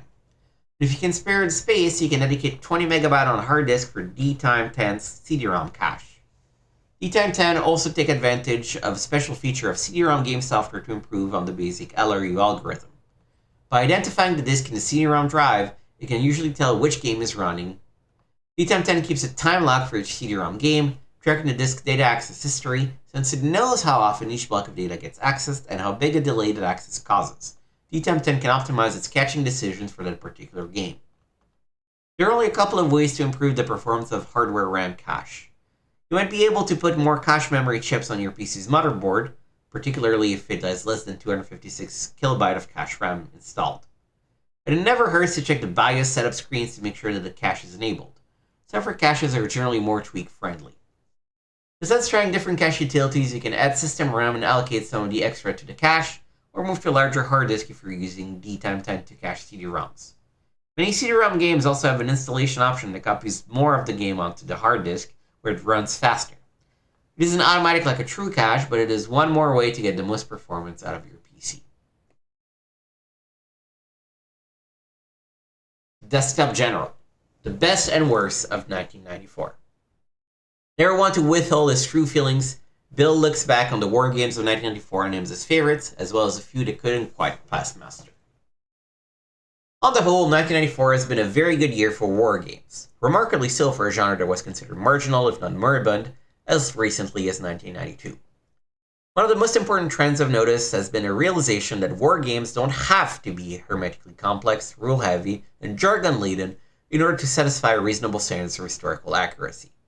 For two prime examples of games that combine realistic detail with seductively easy mechanics, see the reviews elsewhere in this issue of Panzer General and Aces of the Deep, both of which certainly qualify for any reviewer's Best of the Year lists. And in addition to those two, it has been games like these, General's favorite listed in no particular order, that have made 1994 a memorable year. Fields of Glory, Microprose Spectrum Holobyte. Yes, I know the AI was screwy and inexplicable things happen in various corners of the battlefield, but this Napoleonic-era tactical game came closer than any other so far to realizing on a monitor screen the color and pageantry of tabletop miniatures. A landmark game and not a 100% successful game. Tanks, Wargame Construction Set, SSI. Every kind of military unit from 1916 to 1995 was packed into this game database, allowing you to roll your own scenarios in any time in any of 12 historical time periods. The construction system is easy to use and the maps are often beautiful. Very high replay value. I kept this one on my hard drive for 6 months before burning out on it, and I'll probably play it again in the future. Defend the Alamo, Incredible Simulations. Here was an unheralded made-in-the-basement game, it came as a Ziploc bag no less, that focused on a single battle and thoroughly explored all the tactical might have beens. In this area of big corporate products, it's refreshing to see a homemade program of such high quality. Incredible Simulations, buoyed by the word-of-mouth success of Alamo, is now working on the Little Bighorn simulation. Watch for it in early 1995. Operation Crusader, Atomic Games Avalon Hill. The first fruit of this designer-publisher alliance was mightily impressive. The much-lauded V for Victory engine was here applied to the North African campaign of November-December 1941. Tobruk besieged and Rommel poised to drive on the Suez Canal. With splendid results. Operation Crusader captured all the sweep, fluidity, and sudden reversal of fortune that characterized the Desert War. Rounding on my picks are some top-shelf naval sims. Harpoon 2, 360 Pacific, of course, belongs on every Best of the Year list. It's not a beginner game, the learning curve is very steep and the technological detail can be overwhelming, but it is hands down the richest and most realistic simulation of modern naval warfare ever developed. The newer edition does feature more, better, and clearer tutorials than the original issue, so now the system can be mastered by anyone willing to invest some time and concentration. Replay value is virtually limitless, a classic. UQP Production continued to publish high-quality games that were easy to learn and tough to master. The Grandest Fleet is an abstract, rather than specifically historical, strategy game governed by its own idiosyncratic conventions and concepts. If you like lots of high-sea action, The Grandest Fleet offers plenty, along with strategic element of considerable subtlety. Avalon Hill's PC conversions of Fifth Fleet, its best-selling board game covering modern naval combat in the Persian Gulf and Indian Ocean region, sets a paradigm for how this sort of thing ought to be done. With wonderfully clean, elegant design, fully complemented by crisp, eye-pleasing graphics. It builds on the board game's strengths rather than trying to gussy up an already solid design with techno frills. Gobblers and Gone Games. I shall pass in silence over a number of decent but mediocre war games, but I can't resist a parting shot at the year's biggest clunkers. Campaign 2 Empire. A spectacularly unsuccessful game that attempted to combine strategy, tactics, and arcade shoot-'em-up action and managed to fail dismally in all three areas. In the battle sequences, the tanks scooted along at Indianapolis 500 speeds, the strategy elements were incoherent, the tactical screens were the ugliest I've ever seen, and the interface was antediluvian. The game can complete with a badly reproduced booklet of tank, gun, and plane photos, perforated for framing, which nobody at Empire even bothered to identify with captions. No doubt about it, this is a dog's breakfast. Hannibal, Starbyte Micro League. Beautiful maps, but gameplay bogged down in logistical systems of elephantine detail. And the complete absence of any tactical battle screens airily tosses aside the main reason anyone would want to play a Hannibal game in the first place. About as much fun as a simulation of certified public accounting. Saber Team, Crazily Software Micro League. Yet another Special Forces versus Terrorist simulation that grabs your attention with dramatic intro screens, then leaves you struggling through the gaming equivalent of molasses. Jerky, disjointed gameplay, and foreign movement point system that made me gnash my teeth. Why the hell should it require 3 precious action points to look to the left? Farewell then to 1994. The new year should bring some long-awaited titles, including Macroprose's Across the Rhine and Avalon Hill's Third Reich. Happy New Year! Alternate Lives. Your turn, folks. Remember when Neil asked you what you'd like to roleplay as? Well, the early results are in, and it would seem that Neil isn't the only role-playing fan who's looking for something new in RPGs. For the past few months, I've been posting in my email address with this column. Usually, this is a really stupid idea because people start writing stuff like, Might of the Ultima Holder 38 does not work when I use expanded memory on my 386 expansion card and simultaneously activate my generic fax modem to download files while accessing my hard drive. Tell me how to fix it. Then, when I don't answer, the next message goes, Thanks for nothing. I'm not going to buy your magazine anymore. Jeez, like I need this. Happily, my call for responses has been oodles more humane than that. In fact, I've received some downright thoughtful responses. First, there was my call to rate the RPG interfaces, and you told me you're reasonably happy with them, although my sampling was too small to take seriously. Then I asked you to tell me what you'd like to roleplay as, rather than orcs and princes and that stuff. And the response was big. So this month, I'll turn the column over to you, and your thoughts on why RPGs should expand on their currently limited scope of characters and situations. This is just sampling of a lot of very interesting mail, but I think it makes the point that the RPG concept has plenty of room to grow. First, from Broody Paddle, who called my November column the most extensive and honest piece of writing I've seen in PC Gamer yet. After passing the comment on to the editor, who treated it with precisely the seriousness I expected, I stopped admiring myself and turned back to the message. What I'd love to play, writes Brody, is not the usual sorcerer or fighter, but the bad guys. I'm talking about one of the perhaps hundreds of other races featured in computer RPGs. That's why I prefer pencil and paper RPGs to computer RPGs. You can be whatever you want, and the system will usually allow it. In PC games today, the hero is almost never a non-humanoid. How about playing one of those wimpy goblins and showing the heroes who's boss? Or maybe an ogre, or a dragon, or anything. Good point. Why can't I play a bad guy? The reason, obviously, is that these games have to be designed to have a predictable outcome, where paper RPGs do not. Even the most inept dungeon master, and believe me, I've encountered some inept ones, has more creativity and brains than a 46 or even a Pentium. Mark Walker would like to roleplay as a politician. Now, arguably, politicians are doing nothing but roleplaying, and I thought of asking why he didn't just go out and run for office instead, but he made it clear that it's not local politics he's interested in, nor, it would seem, does he want to spend years working his way to the top. He wants to roleplay a full series of campaigns, including developing a platform and a campaign strategy. It would be great to move your way up the political ladder taking a few bribes along the way, and eventually running for president. Jeez. Sure, there are strategy games that let you do this, but nothing in the role-playing line. In an RPG, you'd have to deal with both strategy and personal interaction, and that's what would make it fun. And now for the best message of all. John Halen has obviously done a lot of thinking about what would make a good RPG. I know this because his answer is so unique. See, Johns wants to play as none other than Socrates. Strange choice, you might say, but think about it. Socrates didn't just live in ancient Greece to a large extent, he made that civilization what it became. Or as John puts it, I picture a nation, government, city, neighborhood, or individual struggling to cope with all the things that make modern life so complicated. Moral issues, economics, the way individuals fit into the societal whole, these are just a few of the concepts you deal with. You would start off as a little-known philosopher and, through conversation alone, argue, agree, convince others, and be convinced by them. Your reputation would increase as your views became more accepted. You would also cultivate relationships with others. Some would be friends with whom you could argue just to improve your arguments. Others would be in political positions, and convincing them would give you a chance to influence government. Each conversation would open and close other options for you, insofar as you must refine your positions, not change them completely, so that you are taken as a thinker and not a flake. The people in the game world would change attitudes slowly and subtly, and new problems would arise with new positions, demanding your attention. Now, there is a role-playing experience. Hard to argue with him.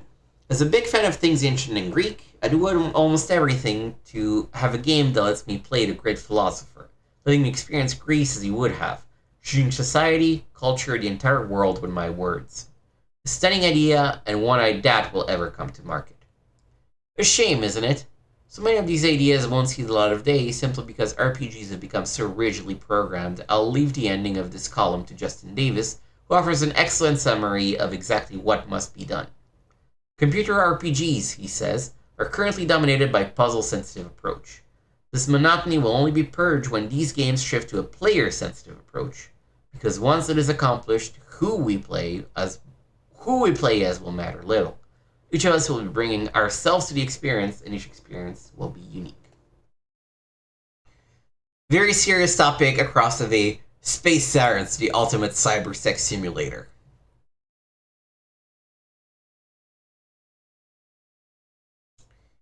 Sim column.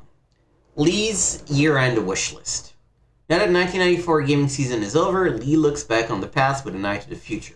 There are plenty of good sims last year, but Lee's looking for more and better in 1995. So I'm gazing at my bookshelves full of games, looking for something to play. There are plenty of great simulations there, but I need something new. See, sims are like potato chips to me, and I just can't settle for a handful. Rare is the computer game that can hold my interest for long. Front page sports baseball is great, but I'm waiting for someone to fix the screwy statistics before I really throw myself in it. I just boogied 3 straight holes in PGA Tour Golf 486, so I've called quits for the day. I'm sulking because my poor old 486 can't run NASCAR Racing and Super VGA. Colonization still disappoints. I've played TIE Fighters so much I'm beginning to battle B-Wings in my dreams, and my beloved Packers are 0-4 in FPS Football Pro. What's a bored computer game addict to do? Rake the leaves finally? Fix the leaky toilet? Clean up the kitchen? Shave? No way. I'd much rather dream about the sims I'd like to see. So here's my wish list for 1995. From me to game designers everywhere. How about a boxing simulation? Yeah, Electronic Arts 4D boxing was good, but that was years ago. I realized that sweet science has fallen on hard times, so the market for a serious fight sim is probably pretty small. But hey designers, I'll make a deal. Pick a boxing game and I'll buy 3 copies. I want all fighters, all classes, from Jack Johnson to Mike Tyson. Give me scheduling, training, negotiating, strategy, and tactics, all with digitized sound and graphics. There are some other sports sims I'd like to see. Tennis, anyone? Please? This is a natural sport for computer simulation. Just 2 players in a small field of play and a simple scoring. Phillips International Tennis Tour was good, but I want more. So be sure to include real players, rankings, and real tournament statistics in a variety of shots. Oh, and great gameplay too. And while I'm at it, what's new with basketball sims? Road to the Final Four is the only serious contender, and while it's not bad, there's plenty of room for improvement. Give me serious stats with fluid motions, rankings for the college game, and playoffs for the pro. As for baseball, when will the promise of computer gaming finally be realized? There's so much potential. The stats, the parks, the players, the grind of a half-year season. There have been plenty of good baseball sims, and Dynamics might be able to tweak front-page sports baseball into a champion, but I'm still waiting for the simulation good enough to make me want to play 162 games. If I could have only one perfect sports sim, I'd want baseball. Game companies have the waterfront covered in flight sims, so my wish list is pretty short. From World War I to Desert Storm, flight sims fans can already strap themselves into the cockpits of aircraft from any era. Other aspects of warfare, however, don't get as much attention from game companies. I'm still waiting for a World War II squad-level ground combat simulation. I'm sure it would be a big seller. It isn't about time for Maxis to come out with Sim Nation. Call me boring, but I can't get enough of those Sims based on economic models, like Railroad Tycoon and Sim City. Can't wait for Transport Tycoon. I know, I'm asking for a lot and I sound pretty greedy, but don't get the idea that I'm unappreciative of the good stuff we've seen in 94.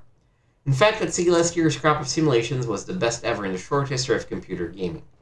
Whether you're into flying, racing, swimming, or passing, 1994 had something I assume for almost everyone. Copy edited there. A bit mistake there. World War II flight buffs got a first-rate sim. The only one that comes close to challenging Dynamics' Aces series, thanks to Microprose and 1942 Pacific Air War. In my book, the best flight combat simulation was TIE Fighter. Topping X-Wing was no easy task, but LucasArts somehow managed it. Many players argue with good reason that TIE Fighter and other space combat games aren't simulations at all, since the crafts and tactics they simulate don't really exist. So for those of you who demand total realism, Microsoft's very serious Space Simulator offers the opportunity to travel the entire galaxy without firing a single laser blast. On the playing fields, it's no surprise that football got most of the attention from developers in 94. That's been the case for the past few years, so you'd expect the best sports sims to take place on the gridiron. Dynamics continued to polish its front page sports football pro sim with a 95 edition that solidifies the game's status as a sports dynasty.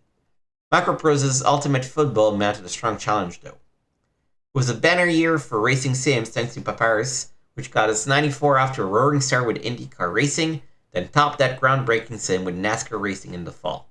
An impressive year's work.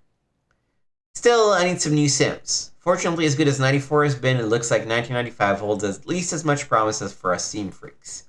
On the horizon are the next generations of Lynx and Jack Nicklaus, Hardball 4 and Word Circuit. It's definitely time to go for that Pentium. I sure hope Santa is reading this. I know you had a feature in the middle of the magazine last time, but this is literally just restating everything he said in those 4 pages in one column. Like, come on, man. Strategy Central. Ultima 7, The Black Gate. Artemis Fall.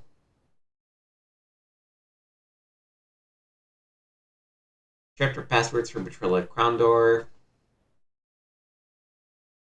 Alright. So we just have a few letters, and then the editors. Oh, no. There's no final word from the editor, I guess. Letters. If you've never written to us before, go ahead and put okay, blah, blah, blah. Feeling a little left out. Dear PC Gamer, after my first glance at the disc pages volume of Volume 1, Number 7, I'm trying to decide whether or not to renew my subscription to PC Gamer. My impression was that the rest of the magazine wouldn't have anything to do with me. You said if you don't have a CD-ROM drive, or worse yet, decided not to try out a CD edition, the rest of this good stuff won't apply to you, except maybe to point out all the fun you're missing. But hey, it's your money. We're not going to tell you that you should go out and buy a CD-ROM drive. You got to say a little more about the disc version. I felt like you were rubbing it in about how wonderful the CD-ROM edition is. To me, it looks as if within the next few issues you will have nothing to do with any disc games. Therefore, since I don't have a CD-ROM drive yet, I don't know how much longer your magazine will apply to me. Dismayed subscriber, Kyle Blaney, Omaha, Nebraska. Sorry, Kyle, we certainly don't want you to feel that the mag's not for you. In fact, many of the demos we carry on the CD are of floppy-based games. It's just that we obviously can't cram as many demos on the floppy as we can on the CD. So there will always be more of the CD pages devoted to covering the CD because there are more demos on the CD to talk about. But we'll continue to offer the 3.5-inch floppy disk to those readers who can't afford to have a CD-ROM drive or aren't interested in getting all the demos the CD edition offers. The disk pages are only a small part of the magazine though, and the rest of the book applies to you as much as any PC gamer. Will we cover more CD-ROM games in the coming year? Yeah, but that's because the gaming industry on the whole is moving towards CD and away from floppies. As we've been saying for quite some time, you're going to need a CD-ROM drive soon if you want to keep up with the big new releases, like Under a Killing Moon or Wing Commander 3. They'll be shipping on CD only. There will still be a few floppy releases, and we'll continue to cover them as we always have, but as more and more publishers go to CD-ROM, floppy games are bound to decrease. All we can do is warn you that the gaming industry is quickly headed in that direction. Missed it by that much. Dear PC Gamer, sorry to say I started to buy your visually stunning magazine one issue too late. Would Volume 1, Number 1, June 94, disc and magazine still be available? New or used, beggars can be choosers. Bill White, Live Oak, Florida. Glad you like the magazine, Bill, but unfortunately the first issue and demo disc are sold out. We only have about 3 of them here. You can go online and see if one of our readers is a copy that you can be prompted to part with. Good luck in your search. Building your own. PC Gamer, I think your demo discs are a great idea. The only reason I bought Volume 6 was because it had a free demo. After I'd played Blackthorn, which is a great game, I remembered the magazine. After reading it, I decided to write to you. I agree with you when you said Doom is the best game of all time. After playing it for only a few minutes, I was hooked, and 2 weeks later I'd beat the Spider Demon. But I won't be deleting Doom from my hard drive anytime soon. I keep playing, trying to get 100% of Knee Deep in the Dead. I was surprised when in Volume 6 you said that you can make your own levels. Will you please tell me how? Also, I've heard rumors there are some codes for Doom. Is that true? Thanks, Logan Harper, Illinois. There are all kinds of Doom editors. Look for them on any of the major online services, which let you alter levels and even build your own levels from scratch. It's tough work, but very rewarding. And yet there are plenty of Doom codes too. Check out Strategy Central for details. As long as we're talking about Doom, dear PC Gamer, I'm writing about the input from everyone saying Doom is the greatest game of all time. Of course it is a great game, but you just can't compare it to X-Wing or TIE Fighter. Okay, maybe TIE was kind of easy even on the hard setting, but it's still the best. Doom is a little tougher and addicting, but it just doesn't have the depth or storyline of the Star Wars Sims. Also, I was wondering if LucasArts might come out with a game based on the Millennium Falcon. It could be like Privateer, but with TIE Fighter engine for a much smoother gameplay. Then, Sing Charion, Colton, California. You're right about TIE, it is a great game. Maybe even better than Doom, although we'll have to do a lot more testing before we can say for sure. We called LucasArts and asked about a Millennium Falcon game. 2. We were told that Larry Holland is busy with TIE Fighter add-ons. The first of which should be out now. So no new games. Yet. Doom 2 much? PC Gamer. Is it just me, or does anyone else think Doom 2 is a disappointment? It's almost $70 for what are really just add-on discs. For the cost of a new game, we should have seen some real enhancement rather than just superficial changes. I'd hope for an optional targeting crosshair, grenades, mine, flame weapons, vertical planning, vehicles, jumping, etc. The first-person shooter that accomplishes all of this and still runs smoothly will push Doom and Doom 2 off my hard drive. The new levels in Doom 2 aren't even as well designed as some of the homemade levels I've seen. If Doom's architecture never gave you reason to worry about the limitations of its 3D, really 2.5D engine, Doom 2's stadium-sized rooms and terraced skyscrapers will remind you over and over again that you can't look up and down, and you can't select targets along the vertical axis. I was never frustrated while playing Doom, but Doom 2 is a different story. I think I'll stick with Doom and DU and wait for Quake. Hopefully, it will get off its laurels and start thinking by then. But perhaps I'll be too busy playing Dark Forces to care. Michael Ball, Bo, Washington. We're a little disappointed that there weren't more new additions to Doom 2, but all in all, we think it's a pretty good sequel. It gives you more Doom and plenty of challenge and adds greatly enhanced deathmatch play. As for Dark Forces, it certainly grants some of your wishes for new movement capabilities in a true 3D engine. You can look up and down, crouch and jump across chasms, lending the game much more realistic feel. It does all this very smoothly, by the way, and looks fantastic. As for Quake, the latest word from id, and we're not allowed to say much, has convinced that you'll be scrambling to get your hands on the game as soon as you possibly can. You know, I never played through Quake. I should add it to the list.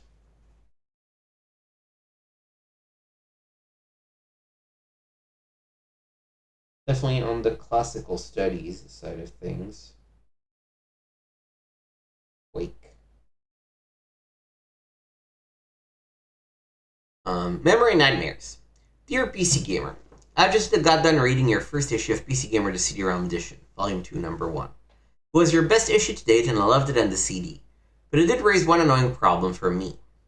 I'm starting to notice a trend in games these days that I really dislike, especially after fidgeting with the WC3 demo included with the PCG CD-ROM edition. I spent well over an hour trying to get the demo to work on my Pentium 90 with 16 megs of RAM, the Sunblaster 16, and Diamond Cell 64 with 2 megs of VRAM. I was a bit dismayed by all this, but I decided I'd order the game anyway.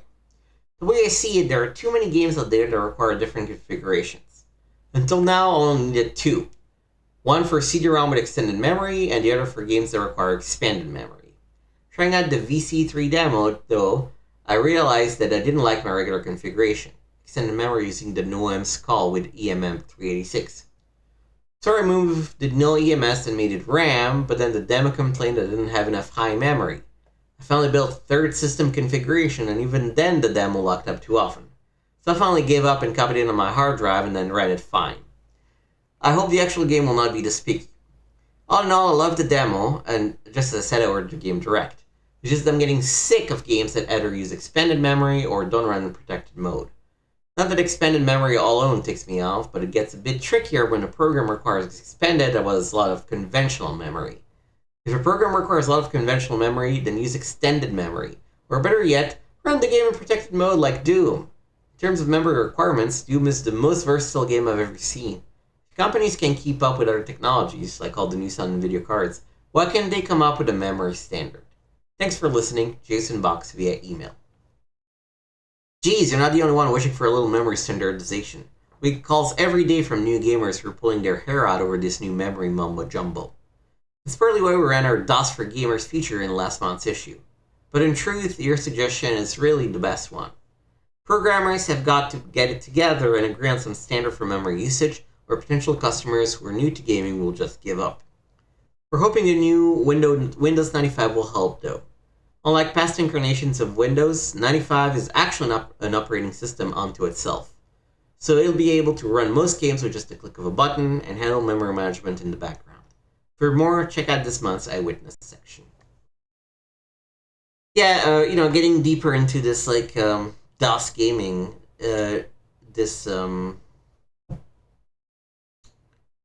memory management and figuring that shit out is really a pain. Like, I don't know how people did it back in the day. Next time in PC Gamer. The first annual PC Gamer Awards. The first annual PC Gamer Reader's Choice Awards. And then they're going to be reviewing Magic Carpet, Zephyr, Warcraft, King's Quest VII, Wing Commander 3, and many, many more. How exciting. Alright, that concludes this issue of PC Gamer and this episode of Required Reading. Next time, so in 2 weeks, we will start our 60 Minutes This Way for this particular issue. And I haven't quite decided yet how I'm going to break them up, but we're definitely going to check the 4 Editor's Choice. The Realms of Arkania Star Trail, NASCAR Racing, Panzer General, and Ecstatica. And then besides that, Noctropolis, probably, just to see what it's like. Blackstone, because it's always fun to play a Wolfenstein-inspired shooter. Menzoberranzan. Portraits of Dr. Radiaki 2, probably, just to get a little bit more shooty going on. Maybe Blown Away. Maybe Nova Storm. I think Nova Storm might be sort of a bonus game just because we played the demo last time on Required Demoing, and it just didn't feel that deep. I don't know that a full hour of Nova Storm would do anything, but we could definitely, start the game and go as far as we can with our first set of lives and sort of take it from there. Ecstatica, we're already saying. This we're saying. Yep, this we're covering. And that is probably it, I think. Maybe Crown Patrol just for funsies as a bonus too. So that's what's waiting for us for the next probably a month or so. I suspect we're going to need 2 episodes to cover all that stuff. So in the meantime, thank you for watching. Make sure to like and subscribe. Hit the bell button so you know when a new video goes live. We always go live on Tuesdays and Fridays of every week. Coming up on the channel, we're going to have... where are we? Later this week, part 2 of our Shadowman playthrough is going to premiere. Love the game to death. Life of Timmy, of course, is my pride and joy. Spent so much time and effort working on it, so I hope you enjoy it as well. Please go watch it, like it, comment on it, let other people discover it, because I believe I'm doing something that's really unique with it. Next week, we'll also have the premiere of a brand new classical studies. Am I looking at this right? Yes. Next week, we're going to have the premiere of brand new classical studies. It's a continuation of a series we already started playing on the channel, so that should give you some idea. It's spooky, it's fun, and I've never played it before in my life, though I've played the sequel to it. So, very excited for that one. In 2 weeks, a brand new hidden gem. This is one of those games that is probably not that great, but I just got it again when I started learning about PC gaming and playing PC games. And so I just have a soft spot for it. It's just a fun, mindless platformer kind of thing. A throwback to some old games. So look forward to that. And then brand new classical studies as well in 3 weeks. Where new RPG we're going to start. This is another one close to my heart. D&D 3rd edition rules. That's all I'll say. So thank you so much for watching, for keeping up with the channel. I really appreciate you spending the time to watch the stuff that I make. I make it because it makes me happy, but also makes me happy to see that people are enjoying it. In the meantime, this is gonna do it for us today. This is Nick signing off, reminding everyone to let's keep retro playing together.